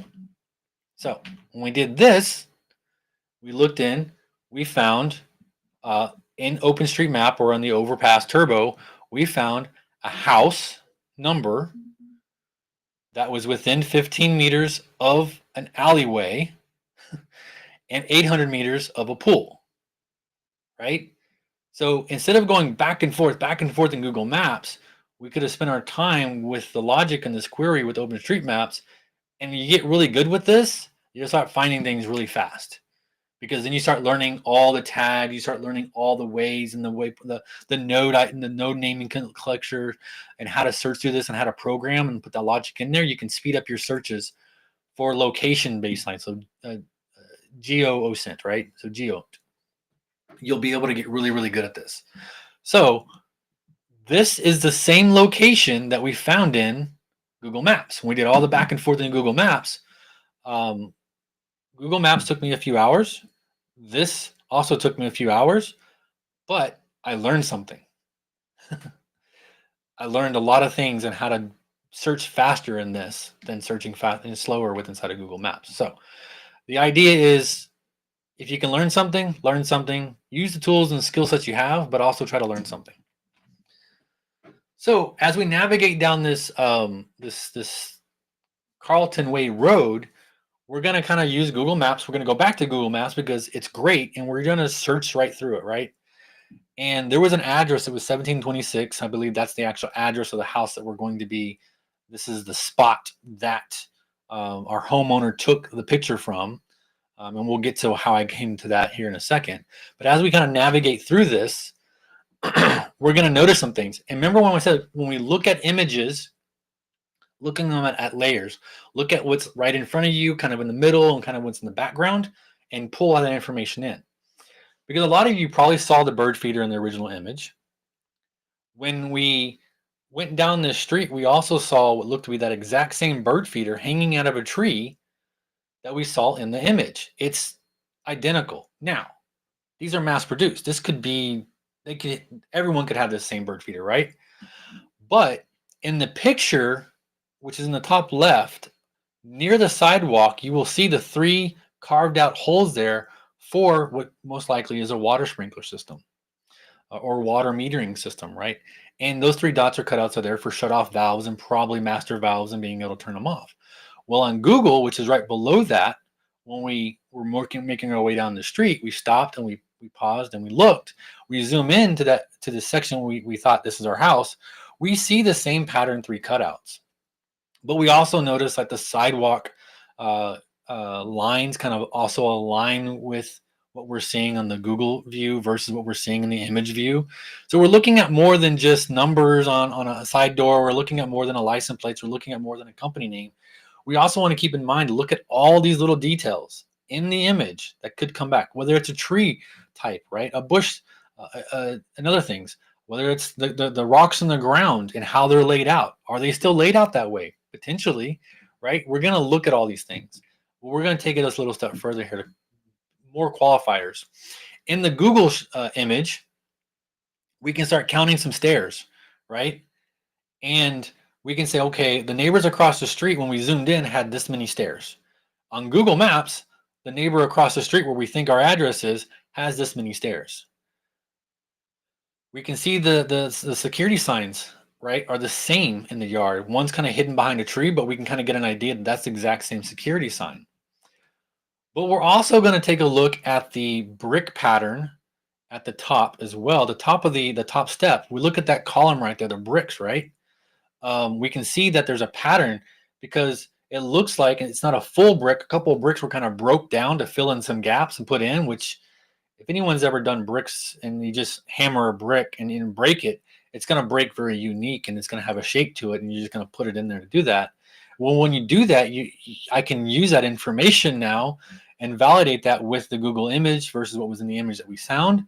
Those patterns match up as well. So the shapes of those bricks also align with what I'm looking at. Now, color variations may differ because of sunlight and things of that nature. So keep in mind that color variations might be a little different.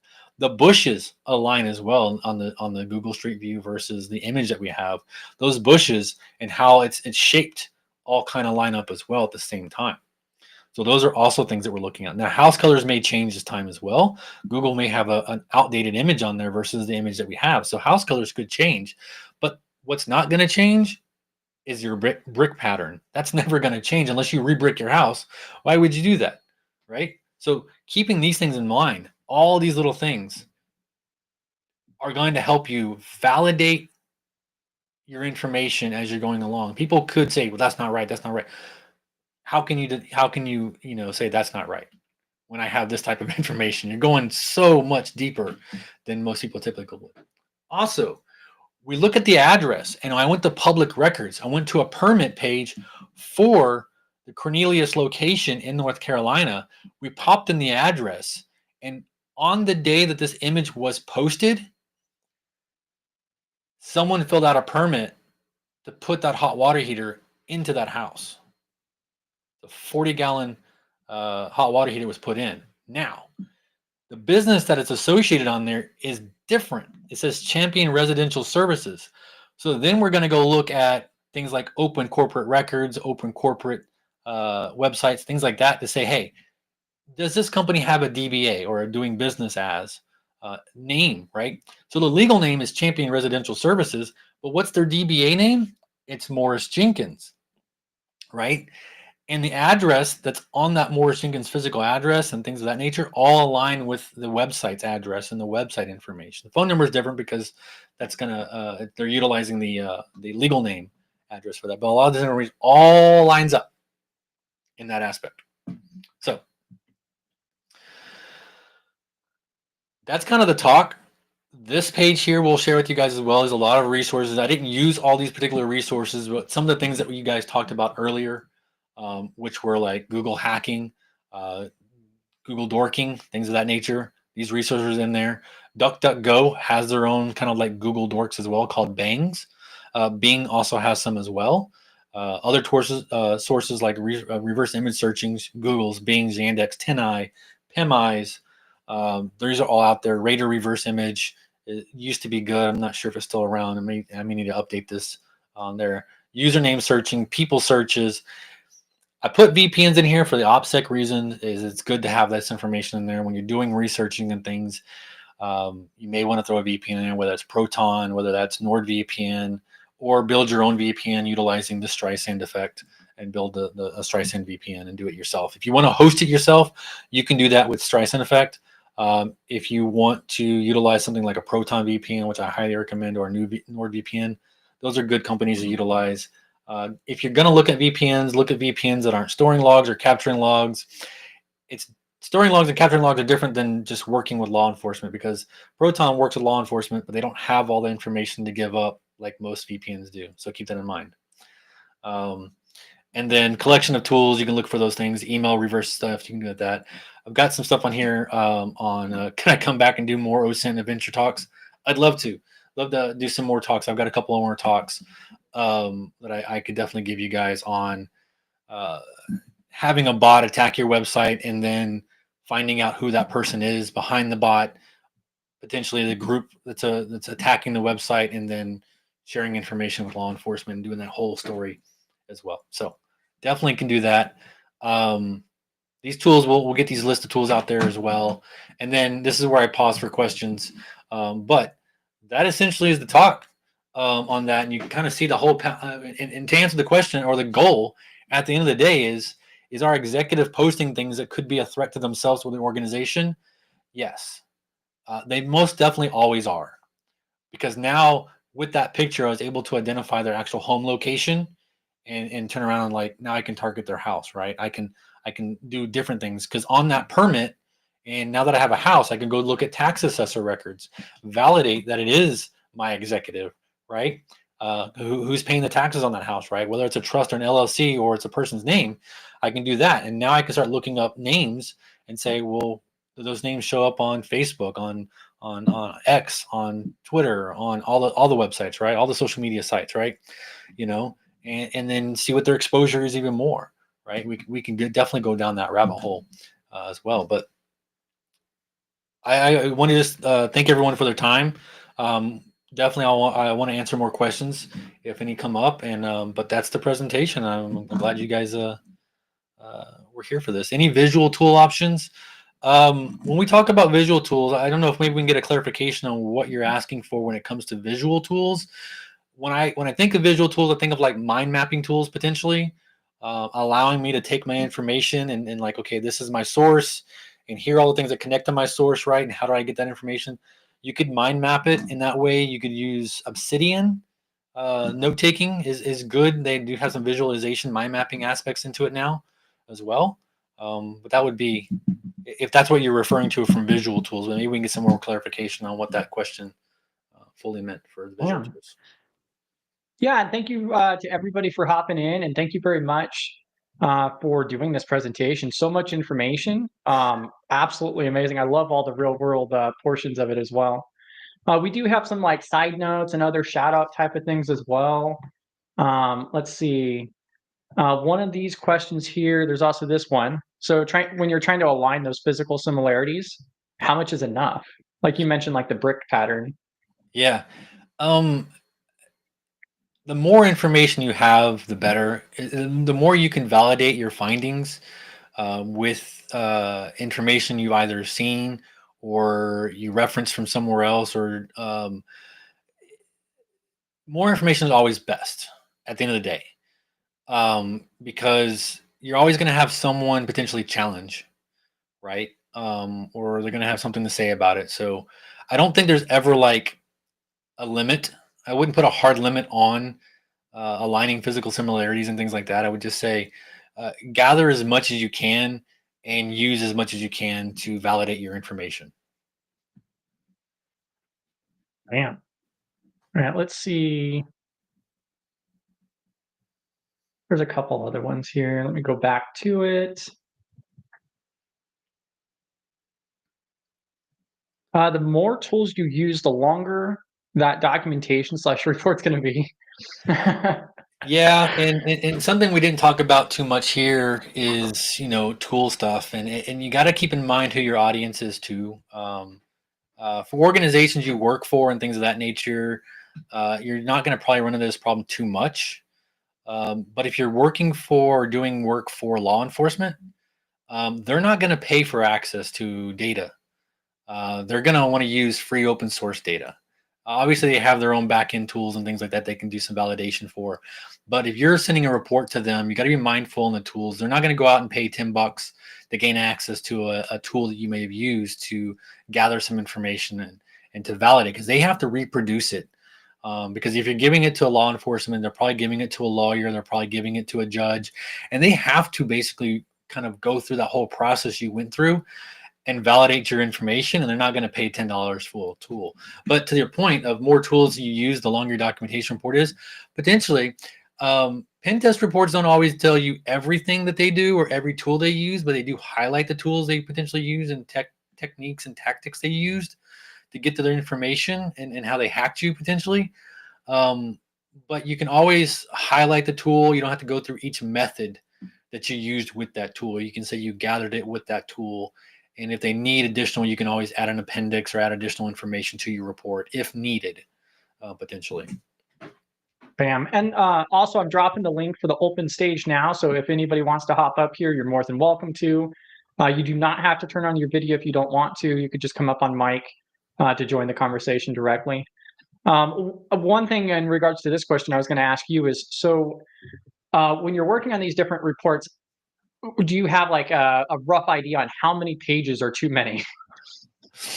Or is it No, just it's hard, right? You're going to create multiple versions of the report most likely. You're going to have your full report, and you're most likely going to have an executive type report, right? Which is a slimmed down version of it, just like you would with any reporting that you're doing, right? You're going to have an executive summary. It's going to be a slimmed down, because if executives most likely are just going to read that top first paragraph, and if you can't like define everything right there within the executive summary, and they have to read a 20, 30 page report, you're going to lose them. They want high level. They want to know what the problem was, what the goal was, did you get to it, and what do we need to do to fix the problem. They don't care about anything else. So keep that in mind when and you're doing that. yeah, and with that note, I wanted to also drop this. So this GitHub link goes to a bunch of public pen testing reports for examples. It's an amazing resource. So that gives you a good idea. Let's see here. Also, there was a shout out for Gary Rettle. I think I'm Sure. pronouncing that right. Yep. Yeah. Yeah. He's got great content out there, great resources, and I think he teamed up with somebody, another organization recently that's going to be doing some more training and some more things too. I think he made that announcement right around the end of the year or beginning of the year. And I'm pretty sure it was probably in your tools, but Wayback Machine. Yeah, I think that's a pretty big archive.org, thing. Wayback Machine, great resource to have to look back on things. Websites change. Sometimes they go down.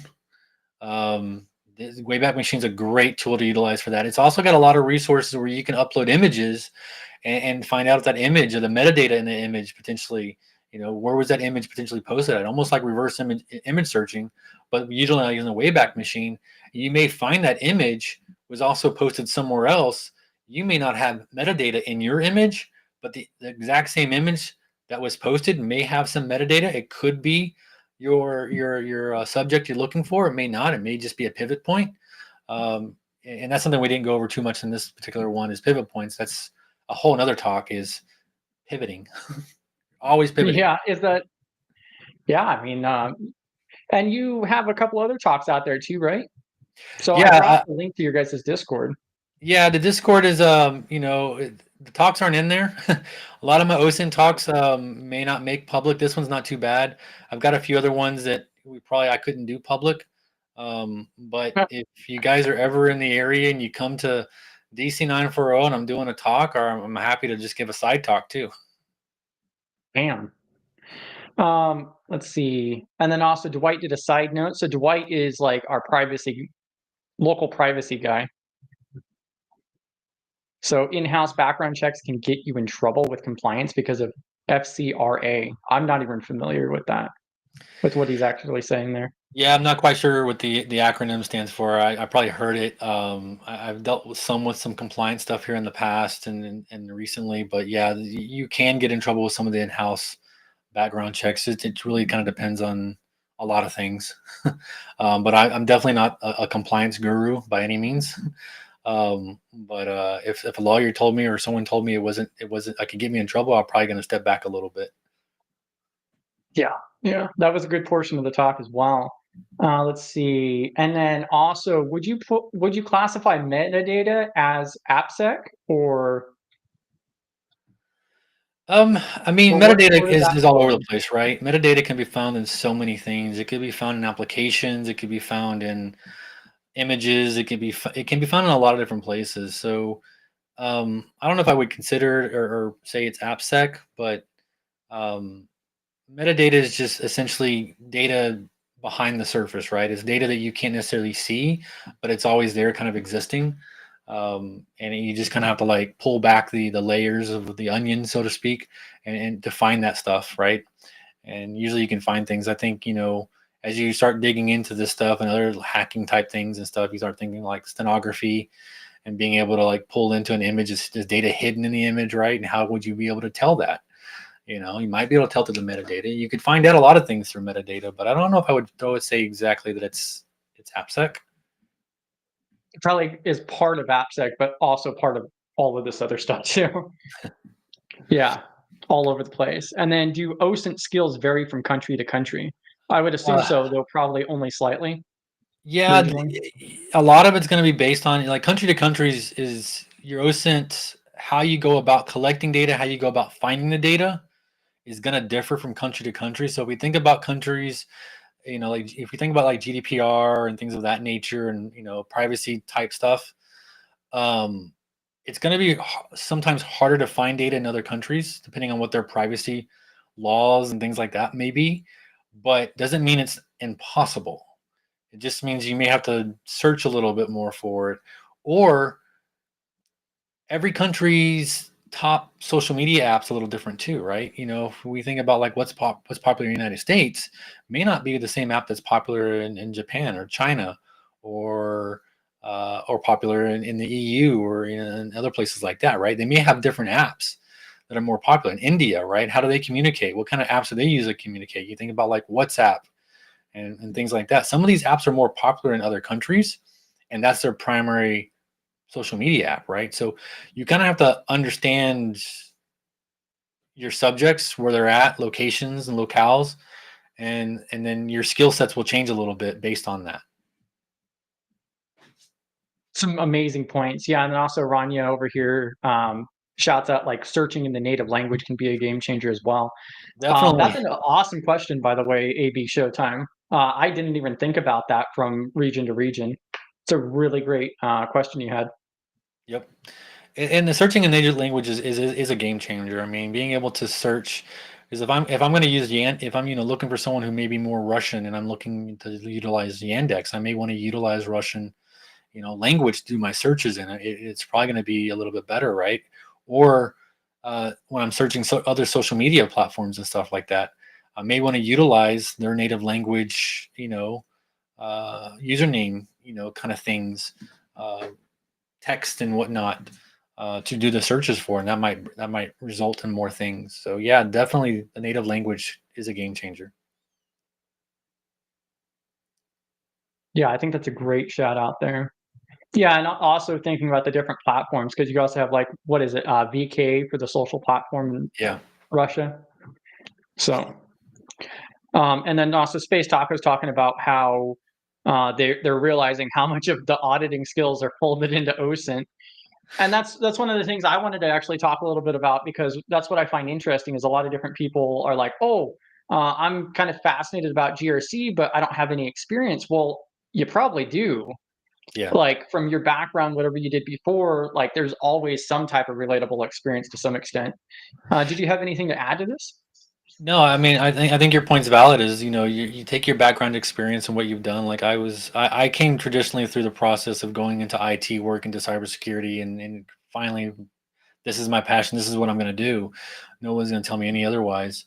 I'm just going to do OSINT and I'm going to do my thing, right? But yeah, that's like, um, those are the things, that you kind of have to consideration when you're doing, find your strengths, your weaknesses, and things like that. But yeah, the auditing skills, when you're collecting your data, you've got to go back through your data and you've got to make sure you've got it all sourced and everything, and make sure you've got everything collected and organized and put in place. And a lot of times, depending on what I'm doing, I may even go as far as hashing everything out, right? And having the hash value as everything I collect, so that I know that if something changed, I have that hash for all my data over here. And if I go back to my data and the hash is different, well, what's changed? You know, I may need to do that if I'm giving that to law enforcement. I may need to encrypt it. I may need to do some other things too. So yeah, there's a lot of things that go into OSINT and collecting of data, and yeah, it's a lot. It's a lot. I could probably, again, like I talked earlier, I could talk and talk and talk and talk about this and never get tired of it.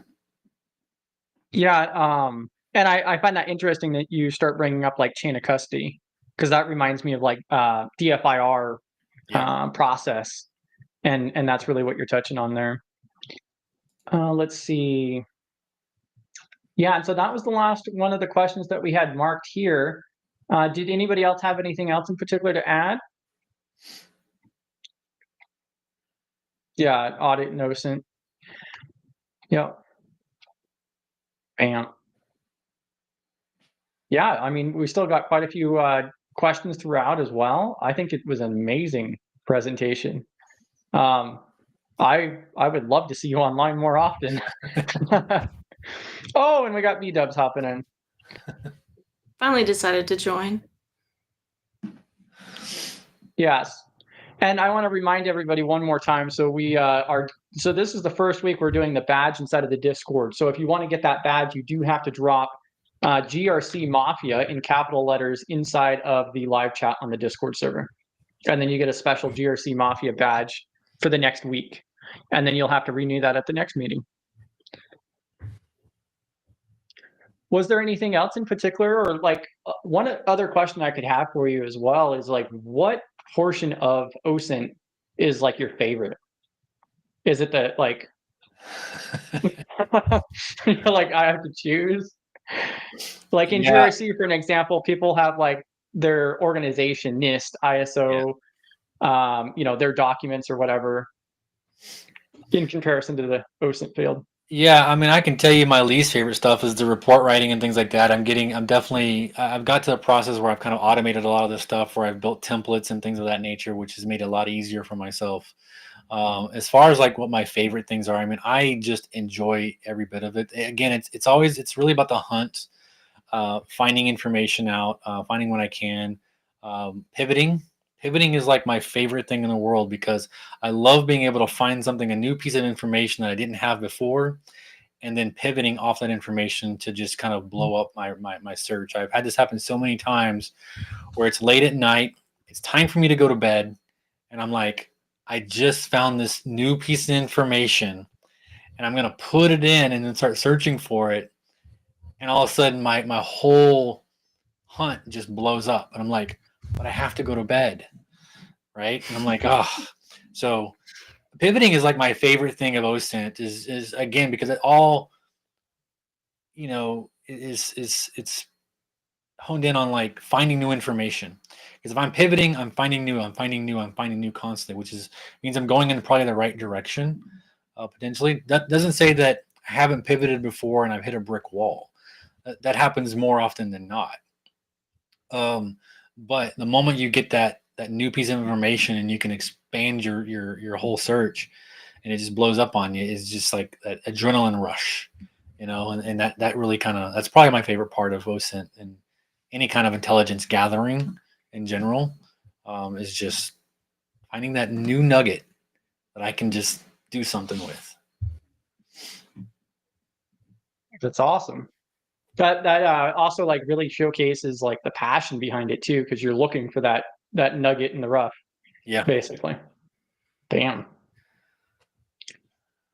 So Question here. Silly question. No, OSINT is not necessarily about image-based intelligence. I mean, there's a lot of what we see like online and stuff. Like I mentioned Jose Monkey earlier. There's a lot of reverse image searching and things of that nature, or image-based searching. There's a lot in there. There's a lot of people will, like, hey, we found this image. Tell me what you can about it. That's a lot of it. Yeah, image intelligence is huge. But OSINT is just open source information, right? So it's really kind of encompassing a lot of things.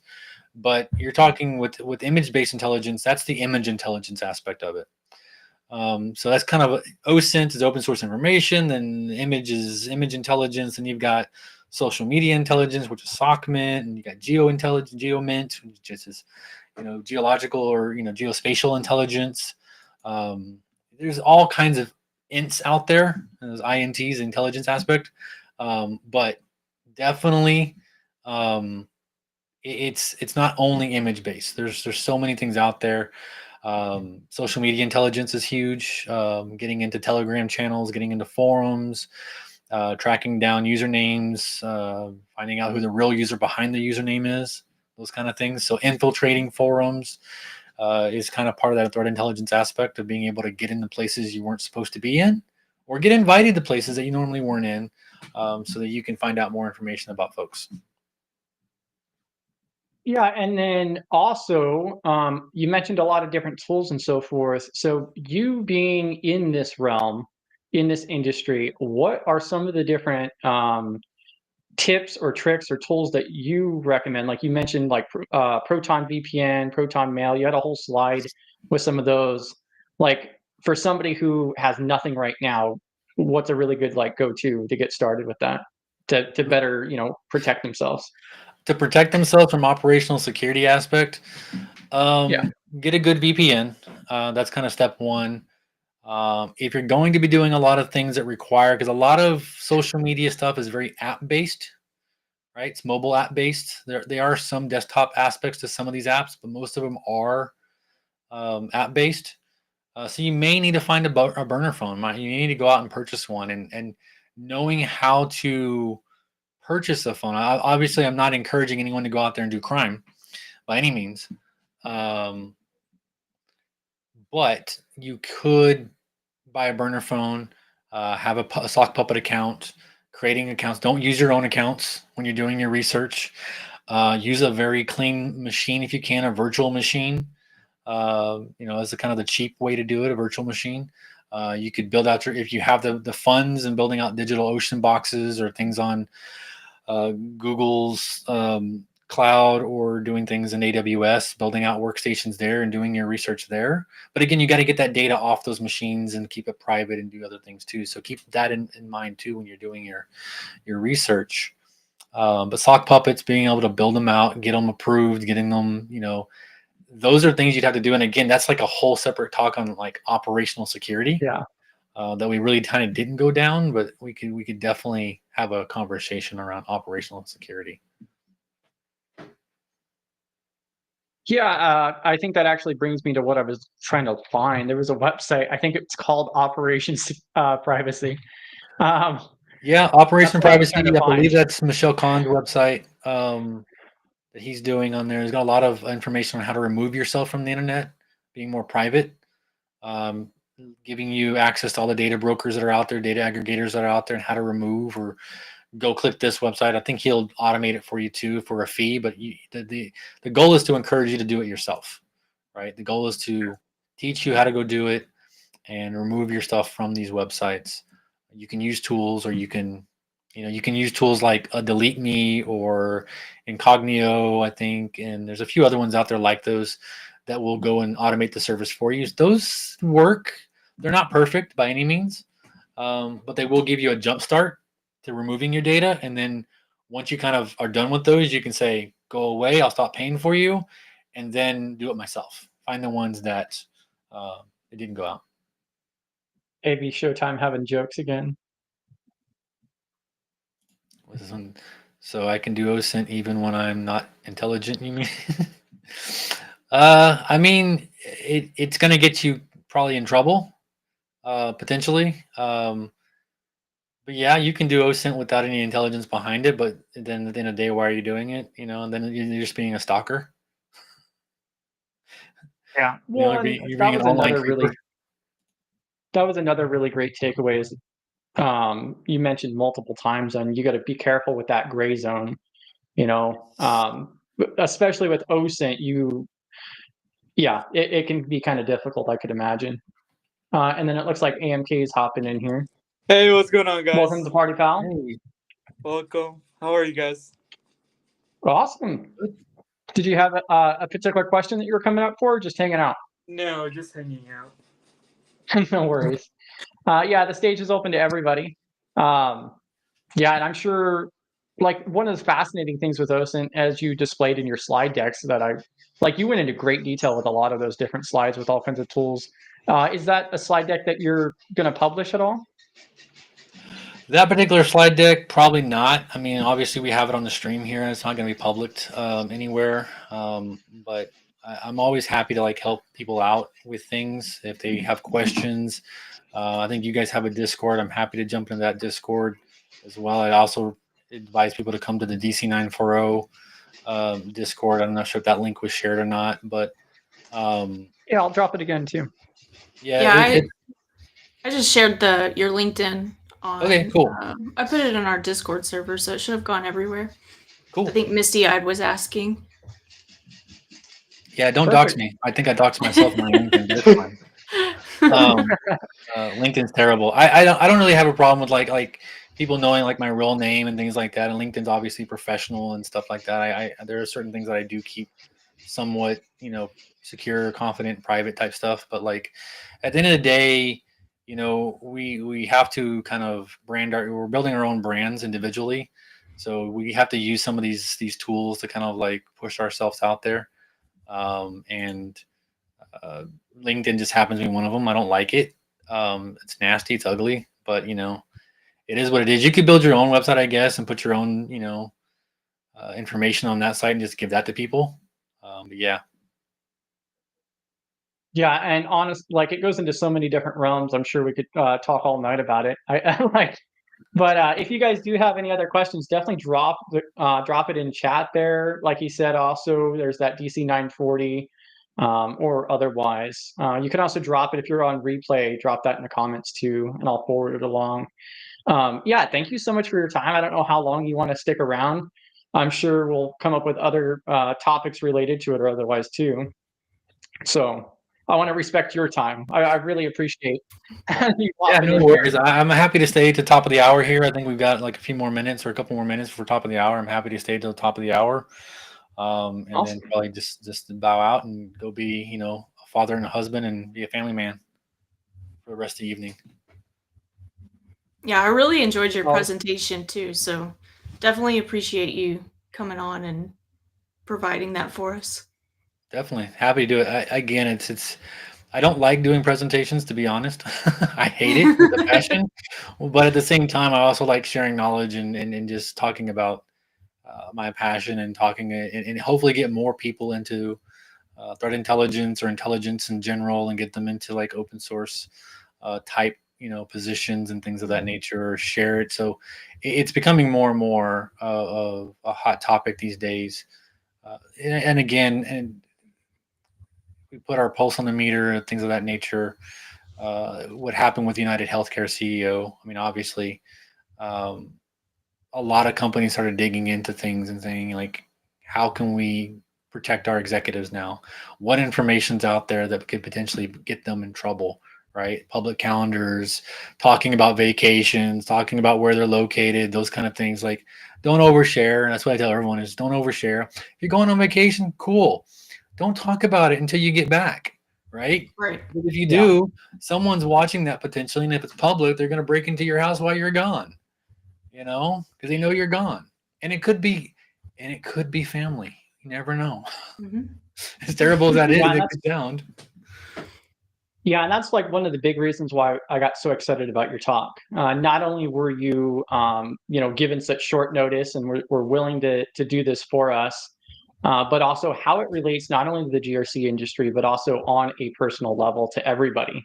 I think that there's not enough awareness out there. Not only in business does it need to be, integrated more, with the OSINT portion on just letting people know, like just post it later on, or maybe you shouldn't say that online, and like the example on somebody sharing like the birth certificate for their child or otherwise. Yeah. Yeah, that's I see those kind of things, and when I think about like younger generation too, I say younger generation, younger than me, kids that are getting their first credit cards or their first houses, their first cars, and things of that nature, or their driver's license, and they post an image of it on social media. I'm like, what are you doing? You just gave away your credit card information. Thank you. 3 numbers on the back, not hard to guess. All I have is a credit card number and a name now. Thank you. I can sell that, right? I can give that to someone else, or I could test it out myself. It's just being mindful, and then to the point of understanding what you're sharing online, right? I tell people to whenever you're posting online, it shouldn't be emotion. It should not be an emotional post. It should not be an emotional share. Those tend to be very knee-jerk reactions. And we tend to either one, put our foot in our mouth, or number 2, we give away too much information because we're not thinking clearly, right?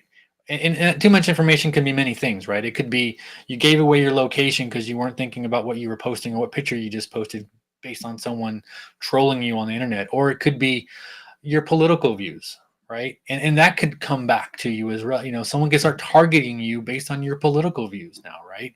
Based on a comment you're saying. And I'm not against people talking about those things online, right? Just be mindful. But you're also feeding the engines too. You're feeding the metas of the world, right? Of how to drive ads and other things to you at the same time by what you're posting. So be mindful of those things when you're posting them.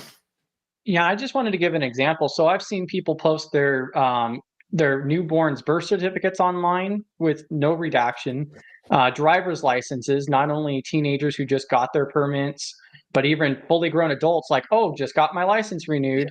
I've seen that with actual friends and family before. And then also there's the issue on business side, especially new people posting their badges online. Hey, just got a job, executive, secretary. One of the examples that I gave to somebody earlier was I saw a post where somebody actually posted their badges, like a secretary for the CEO for a rather large company, and then in the background there was actually all of their onboarding paperwork with like their company email and like initial password, like on paper. Yeah, you got to be mindful of those things. Yeah. Yeah. And then also resumes too. You see that on LinkedIn all the time, and that really is cringy to me, especially in our industry. I love how it intersects with the privacy realm, though. So it does. It very much so. And I'm not gonna say that like I am the most private person. I've been around too long and was too silly online when the internet was coming of age, and was a little too loose with some things when I was younger, but not in a way that would come back and haunt me and get me in trouble. I'm not running for a political office, so I'm not really too concerned about that. But if I was, I'd maybe somebody we might find something out there. But the one thing I never did though is I never did use the same username all over the place, right? And that's another thing I recommend to people is like it's hard when you're building a brand for yourself or a company. But if you're not doing that, making sure that you're using a different moniker, a different name on different social media sites, you're not using the same thing. It goes in the same vein of like not using the same password everywhere, right? Because if I have the same password everywhere, I can use the same password to go log into everything that you potentially have access to. If you got the same username, I can find you all over social media, every site that you've ever been to. So yeah, definitely a little scary. Yeah, and so we're at our 2 hours and 4 minutes now, Mark. So I dropped that stage link again. Our meetings typically do average about 2 hours, is what we try to keep it at. So if you guys have other topics, more questions or otherwise, I love the flow of this though. It is a longer presentation for our standard meetings. Usually I think the longest one before was about 45 minutes in length. And then we typically go into Q&A and then people jump up on stage and we discuss it a little bit further. But yeah, so much great information there. Definitely. awesome. I'm glad you guys enjoyed it. I'm glad that the audience enjoyed it. I just like talking about OSINT. It'll be the only thing I talk about. You don't like the And I can talk about my career and things of that nature all day long too. But like, that's my past life. My new life is OSINT. OSINT. The shirt. I mean, it says eat, sleep, OSINT. That's Perfect. pretty much me in a nutshell. Damn. Yeah, I think that's great. And yeah, not only the intersection there, but like me and Dwight have a privacy stream where we will record for 15 or 20 minutes about a topic in the privacy realm or what's happening or articles, just to get more discussion going on in the privacy area. Just because like it seems, I would say like the average consumer, the average end user just doesn't think about it. And we have seen a lot of progress in the last few years, but there's still so much more to go, so much more to do, especially with all the data breaches, privacy policies being 400 pages long. Like, yeah, it's just I would say, and I'd like your input too. We'll come to an end here in a moment, but you kind of hinted to it that converting people over to OSINT, like there's a demand. Is there? Would you say? Yeah, I think it's growing. I think in the last 2 years, I think the DoD made a big push. Department of Defense made a real big push for threat intelligent individuals, local, nation as well as nation state, and being able to do intelligence around that. And a lot of that is, OSINT and what they're doing, right? They're getting in, they're finding information that's out there. They're collecting it, putting it away, storing it, whatever they want to do with it, building out profiles on nation state actors and threat actors and whatnot, right? Um, and it's gaining more traction. And a lot of companies that had security teams, a lot of those information security teams or security operations teams have had to kind of, in my opinion, adjust a little bit because they're not just about blocking and tackling anymore. If threats coming into the environment, they've gotten really good with their tool sets and everything else, and with all the machine learning and AI, even a lot of these things are starting to kind of automate themselves and you can get a little bit more, take down things quicker, right? And you're not seeing the major impact on things. But doesn't mean there's still not a problem there. You still got to have teams and look at that stuff and do those things. But those teams are starting to find, they have to find other things to do, right? Because they've made their job so easy and they've automated some things. Now they have to kind of find other things to do. So what do? You need to start talking to your other departments. What's important to you? What kind of things can we do for Yeah. you, right? And OSINT's one of those ways to just go and have conversations and build out requirements and say, hey, social media team, product team, fraud team, whatever team, finance team, legal team, what's important to you? A lot of legal teams aren't doing the research to find out more things about the privacy laws, in their states or in states around them that are changing rapidly, right? So they need someone to kind of go out and carve that information out there for them and put it together for them. And here's your report. 5 more states have just now started writing out privacy laws, right? That type of information. Well, it comes to fraud. I help our fraud team and loss prevention team quite often with, hey, we have this individual, we have a name, and we have a social media account. What can you find out about the person, right? I have a Yeah. talk that I'm designing right now where I actually did that, where I took the reflection of a picture that someone had posted and found the location of a storage facility based off a reflection on a product. So it's, again, it goes back to, it's not all image based, but it ends with image based a lot of time because that's what people are posting online. They're posting all kinds of images, and that's what gets people in trouble. Yeah. Yeah, and I'll touch this real quick too. So, is it safe to say privacy is pretty much dead? I would say absolutely not. If anything, we're in the highlight of privacy. However, I think the big thing here is the definition of what you consider privacy, because really, in this modern age of technology, it's more about minimization and control over your data than it is anything else. And I forget his name offhand, but very popular for the extreme privacy and how to disappear books. I'll grab the link here in a moment, drop it in chat. That's the kind of mindset that I see in when we talk about privacy these days is minimization. So those books you're talking about is Michael Bazell. He's actually the founder of Intel Techniques, where I got my certification from.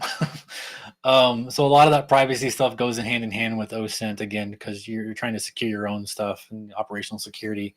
And it teaches you a lot about, data removal and things of that nature too. And those books are great books. The extreme privacy books, hiding from the internet, great books.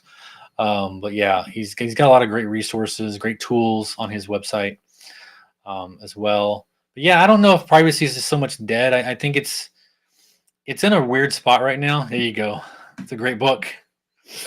Privacy's in a weird spot right now just because I think a lot of people are starting to get more and more aware of some things, but there's a generation, right? There's a generation of folks that say, I don't care. So what?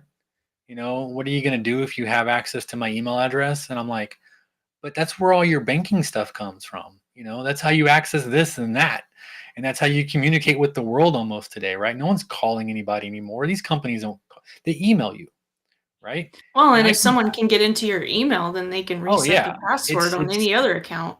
It's over. And even if I don't reset the password, you think more nefariously. I think what they do with companies, right? They get in, they don't change your password or take over your account. They harvest data with inside of it. And then they take over an email thread and then send it to someone else in that thread, pretending to be that person and say, wire me money. Yep. Pay this payment Exactly. thing right now. I got in, but I didn't do any changing. I didn't do any, modifications. I kind of just took over, right? It's a business email compromise, and that's running rampant too. But the same thing can happen to you or me, right? Personally, someone could get into my email and email my mom or email my sister or email a cousin or something, pretending to be me, right? And harvest money from them, and they think it's me, right? Or I get mad at my grandmother. She used to like forget her passwords to her Facebook, and she would just create a new Facebook. And before I knew it, she had like 12 different Facebooks. I'm like, well, someone's going to remember, someone's going to guess the password to that first Facebook, and they have access to all your friends list. And they're going to start messaging all your friends, or they're going to message someone else, or they're going to pretend that you're in trouble and you need money or you need help with something. And then all of a sudden, before you know it, someone's laundered, shipped them money. Right. So these things matter, and people aren't thinking about some of these things, whether it's privacy or not. It's like just overall internet hygiene and how to use the internet. And there's a generation of people who didn't grow up with it. There's a generation of people that were here when it kind of started and has seen it kind of morph, like myself. And then there are people that are just born into it. Right. It's all they know. So the moment they can able to get on a phone or a tablet or a computer, they're just telling the world everything, right? And they don't have any idea that, oh, well, no one taught me about privacy. No one taught me about my digital footprint. Schools aren't teaching that. A lot of parents aren't teaching that because they don't know. They should Right? be. So they should. It should. Someone should be teaching them. A lot of schools should be teaching like intro into computer type classes where they're like, hey, here's how you use the internet. Exactly. Right? They're still just teaching keyboarding. Yeah. Typing. And no one types anymore. They just use the assistant saying, "Hey, type this out for me," right?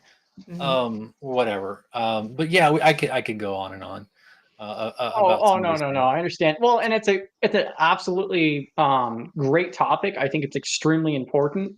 There needs to be more conversation about it, and especially like that.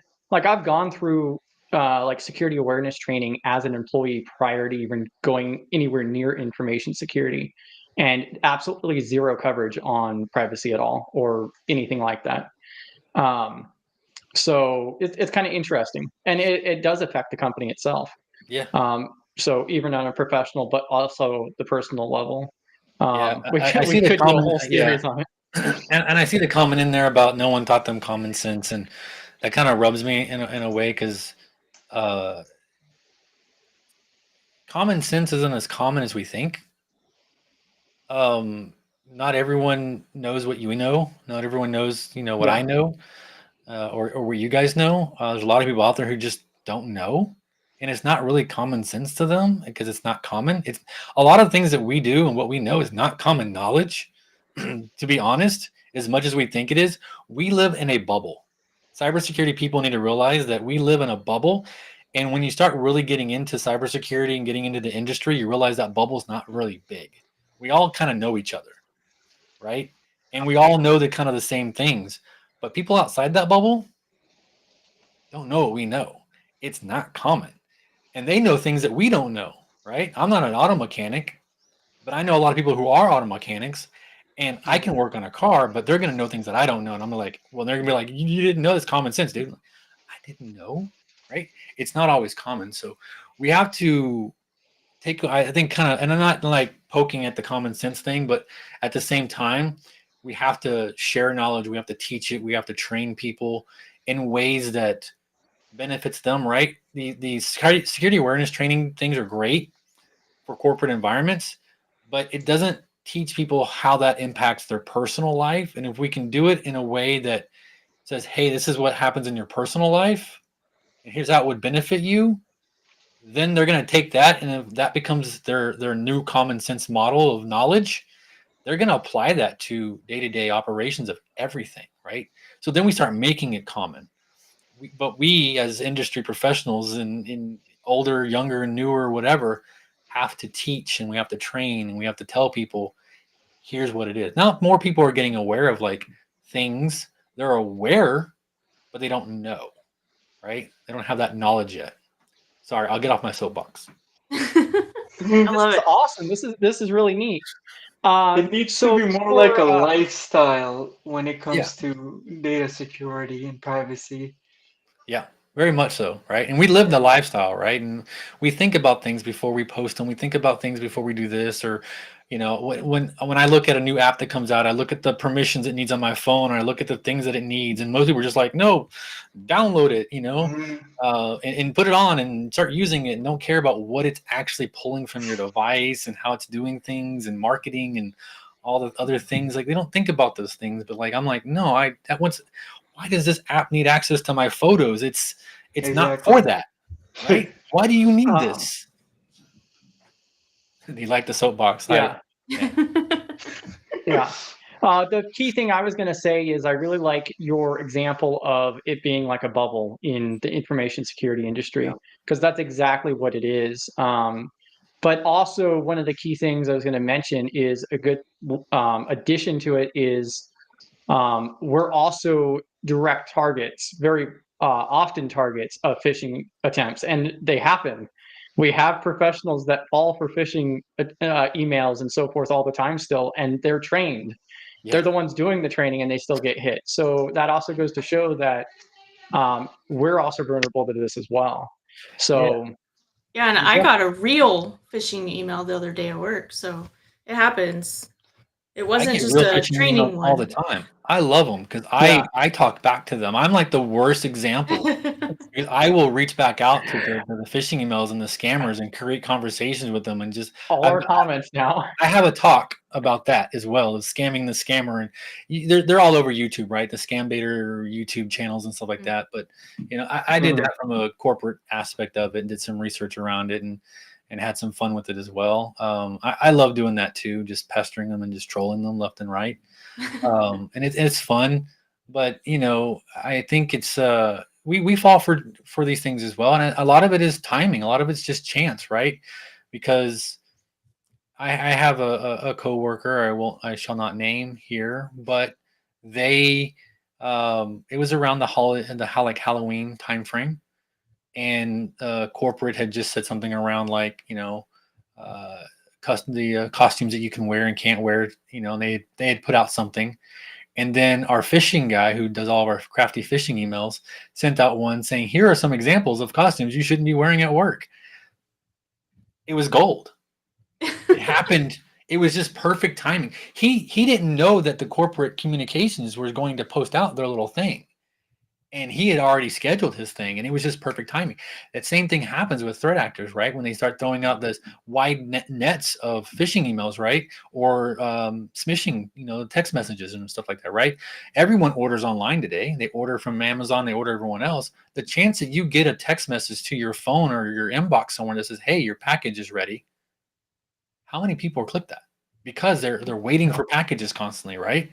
It's just a moment in time. Just take that chance. They throw out 3,000, 30,000 emails. They just need a percent, you know, like 1% of people to click, and they're making money. Well, and also that's where the OSINT portion comes in as well, because they're using these techniques in order to do things such as like including your address in the text message. I've seen those. Yeah, where they'll say, hey, failed delivery to this address. Click here to, you know, claim it. It comes from data leaks. It comes from breaches. It comes from all over the place. It comes from, if you're targeted, it'll come from you posting on your social media accounts because they've done their homework, and right, they know how to craft those phishing emails to you specifically, because they've done their research and they can do that, you know. And social engineering is big money too. For people that can do it right. I mean, we've got threat actors out there right now like Scattered Spider and others that are huge on social engineering. That's all they do, is they to the point where they'll bully you if they can. But a lot of those are younger generation, younger kids getting into this too. So that's a whole nother crazy thing too. I could talk about threat actors too. yeah. There's I think we already came up with like the next 10 talks for you to come up for. We're set for the rest of the year now.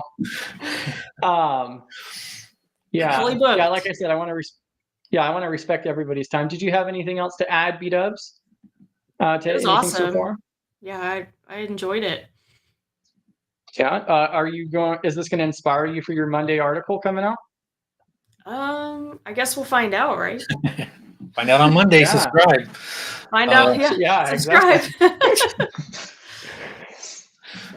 What about you, AMK? Did you have any key takeaways? Anything that particularly stood out, or anything like that?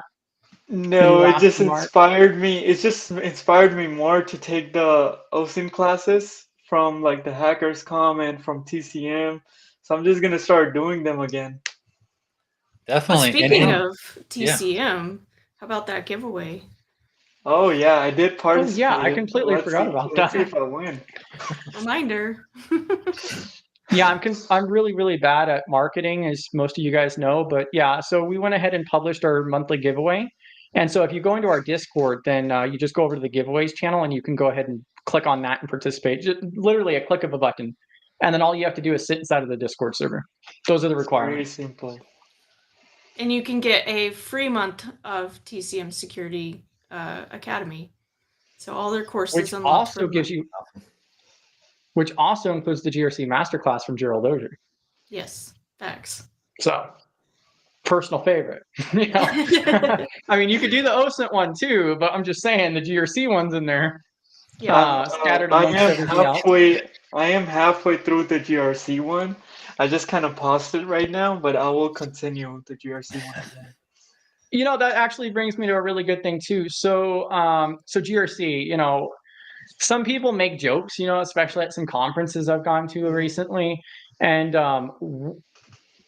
do you feel that, so one of the things that I've noticed, especially with certifications such as the Sec Plus implementing more GRC requirements and the objectives, it seems like it's getting more attention into more roles. Do you see that happening at all in your space where, you know, there's more of a focus on the, well, I guess you probably always had OPSEC, but like from the GRC standpoint of like corporate communication or the audits for your actual department, SOPs, things like that. Do you think that's something that's like improving and further developing recently? Yeah, Are you working better with your GRC team? I think it's getting better. I think a lot of what security teams have done in the past, and if they had a compliance aspect to them, a lot of those teams were really attached to their legal teams. Unfortunately, there was a lot of security teams that were attached to IT, and it was very business driven instead of compliance driven. I was never a fan of like compliance, but it serves a purpose in a lot of ways, to be honest. And you know, the part that I don't like about compliance and how a lot of companies do it is they check the box and then they're done, and that's it. They only do the bare minimum. And if you're doing security right and you're doing it the way you should be doing it, best practices and recommendations and things like that, you would be shocked on how many compliance checkbox you would check. And on the flip side of that, you would realize how many checkbox you can't check because you're doing more than compliance is asking. And a lot of times those auditors will come back and be like, wait a second, is your password policy this? Because that's the old NIST standards sucked. It wasn't that great, but they've changed some things and they've made it better. And it's grown because a lot of companies were going above and beyond. But a lot of really tough auditors were looking at the compliance standards and going, no, you got to do this because that doesn't check the box. Well, no, we didn't check the box. So we're not using that lame password policy. We're going to do this instead, which makes the password policy better. And our users don't have to change passwords every 90 days, right? And what better way to get your users on board with creating better, stronger passwords if they don't have to change it every 90 days, they can keep it for a year, right? Or any indication of a leak or a breach. They're going to create better passwords. Yeah, and like Memoraletti mentions here that it's interesting to see other perspectives, and mentioning like 4-year-ish ago is when they really saw GRC positions being created. That's actually a question I've asked previous speakers as well, because like we had a red teamer that came up, and great information. And it's just interesting to see how these other perspectives, on the towards the GRC side come in. But I loved your response though, because it's not that there's an issue with GRC; it's that it's how it's done. Yeah. And that's also one reason why we're all here and why we show up every week and we have these communities, is to improve at that, because there's a lot of you that are breaking in, but there's also a lot of practitioners here as well. And even in the short time I've been around, I've already seen a difference in industry. So talking to people and some of the circles I've gone through. So yeah, I think it's really fascinating. And I think there's still a lot of room for improvement, especially on the corporate side. But every one of us, especially for you guys breaking in, we're the change. Like, yeah, that's what it comes down to at the end of the day. Was there any last remarks from anybody up here or anybody in chat? So I will actually bring it to an end now, unless you guys keep them talking. No remarks, just feedbacks. It was an awesome presentation. Thank you for bringing it up. Appreciate it. Love talking about it, as I have said many times before. Yeah, we figured it out. B-dubs, any sign off? Any sign off? What kind of sign off? A sign off message. Sign off. I mean, message? you could just, any last remarks or anything like that. You could just say like, oh, I have an article that comes up every Monday. Like the promo's fine. Oh, okay. Just yeah, actually, a last opportunity there. This week's article was about security being a checkbox, something like that. Oh yeah. Mm-hmm. Kind of lined up with a lot of what Funky was saying. Yeah. Perfect. Did you have anything else you wanted to add, Funky? No, I just, it's an honor to have me here. I appreciate it. Thank you for asking me to speak, and any chance that I get to talk about, this particular passion of mine and push it onto others and get people excited about it, I definitely want to do it as much as possible. Again, like I said, I'm not a fan of it, but the moment I get talking about it, I'll get going, and I'm happy to do some other talks here and there. If you guys come up with any ideas or anything, you guys like, hey, can you do a talk about maybe this? Maybe I can, or maybe I can find a way to talk or about it and around it. We'll try to give you a notice next time. A little bit more. Yeah, it adds so much value, and that's what creates the change. And I've heard that from other people as well, that they do what they do because they want to share their knowledge, not because they enjoy going up on stage. Somebody's got to do it. Somebody's got to pass the torch, per se. Yep. Yeah, so again, thank you to everybody. I hope to see you guys in our Discord. This is last call in order to catch your weekly badge. That's something that's going to happen every single week now. If you aren't able to make it next week, then you will lose your Discord badge until the following Thursday meeting. But yeah, thank you all for showing up, and you guys have a great, thanks for the soapbox. Love it. Yeah, and there were so many comments just thanking you for this talk here too. So yeah, absolutely great stream. I'll see you guys all next time, and peace out.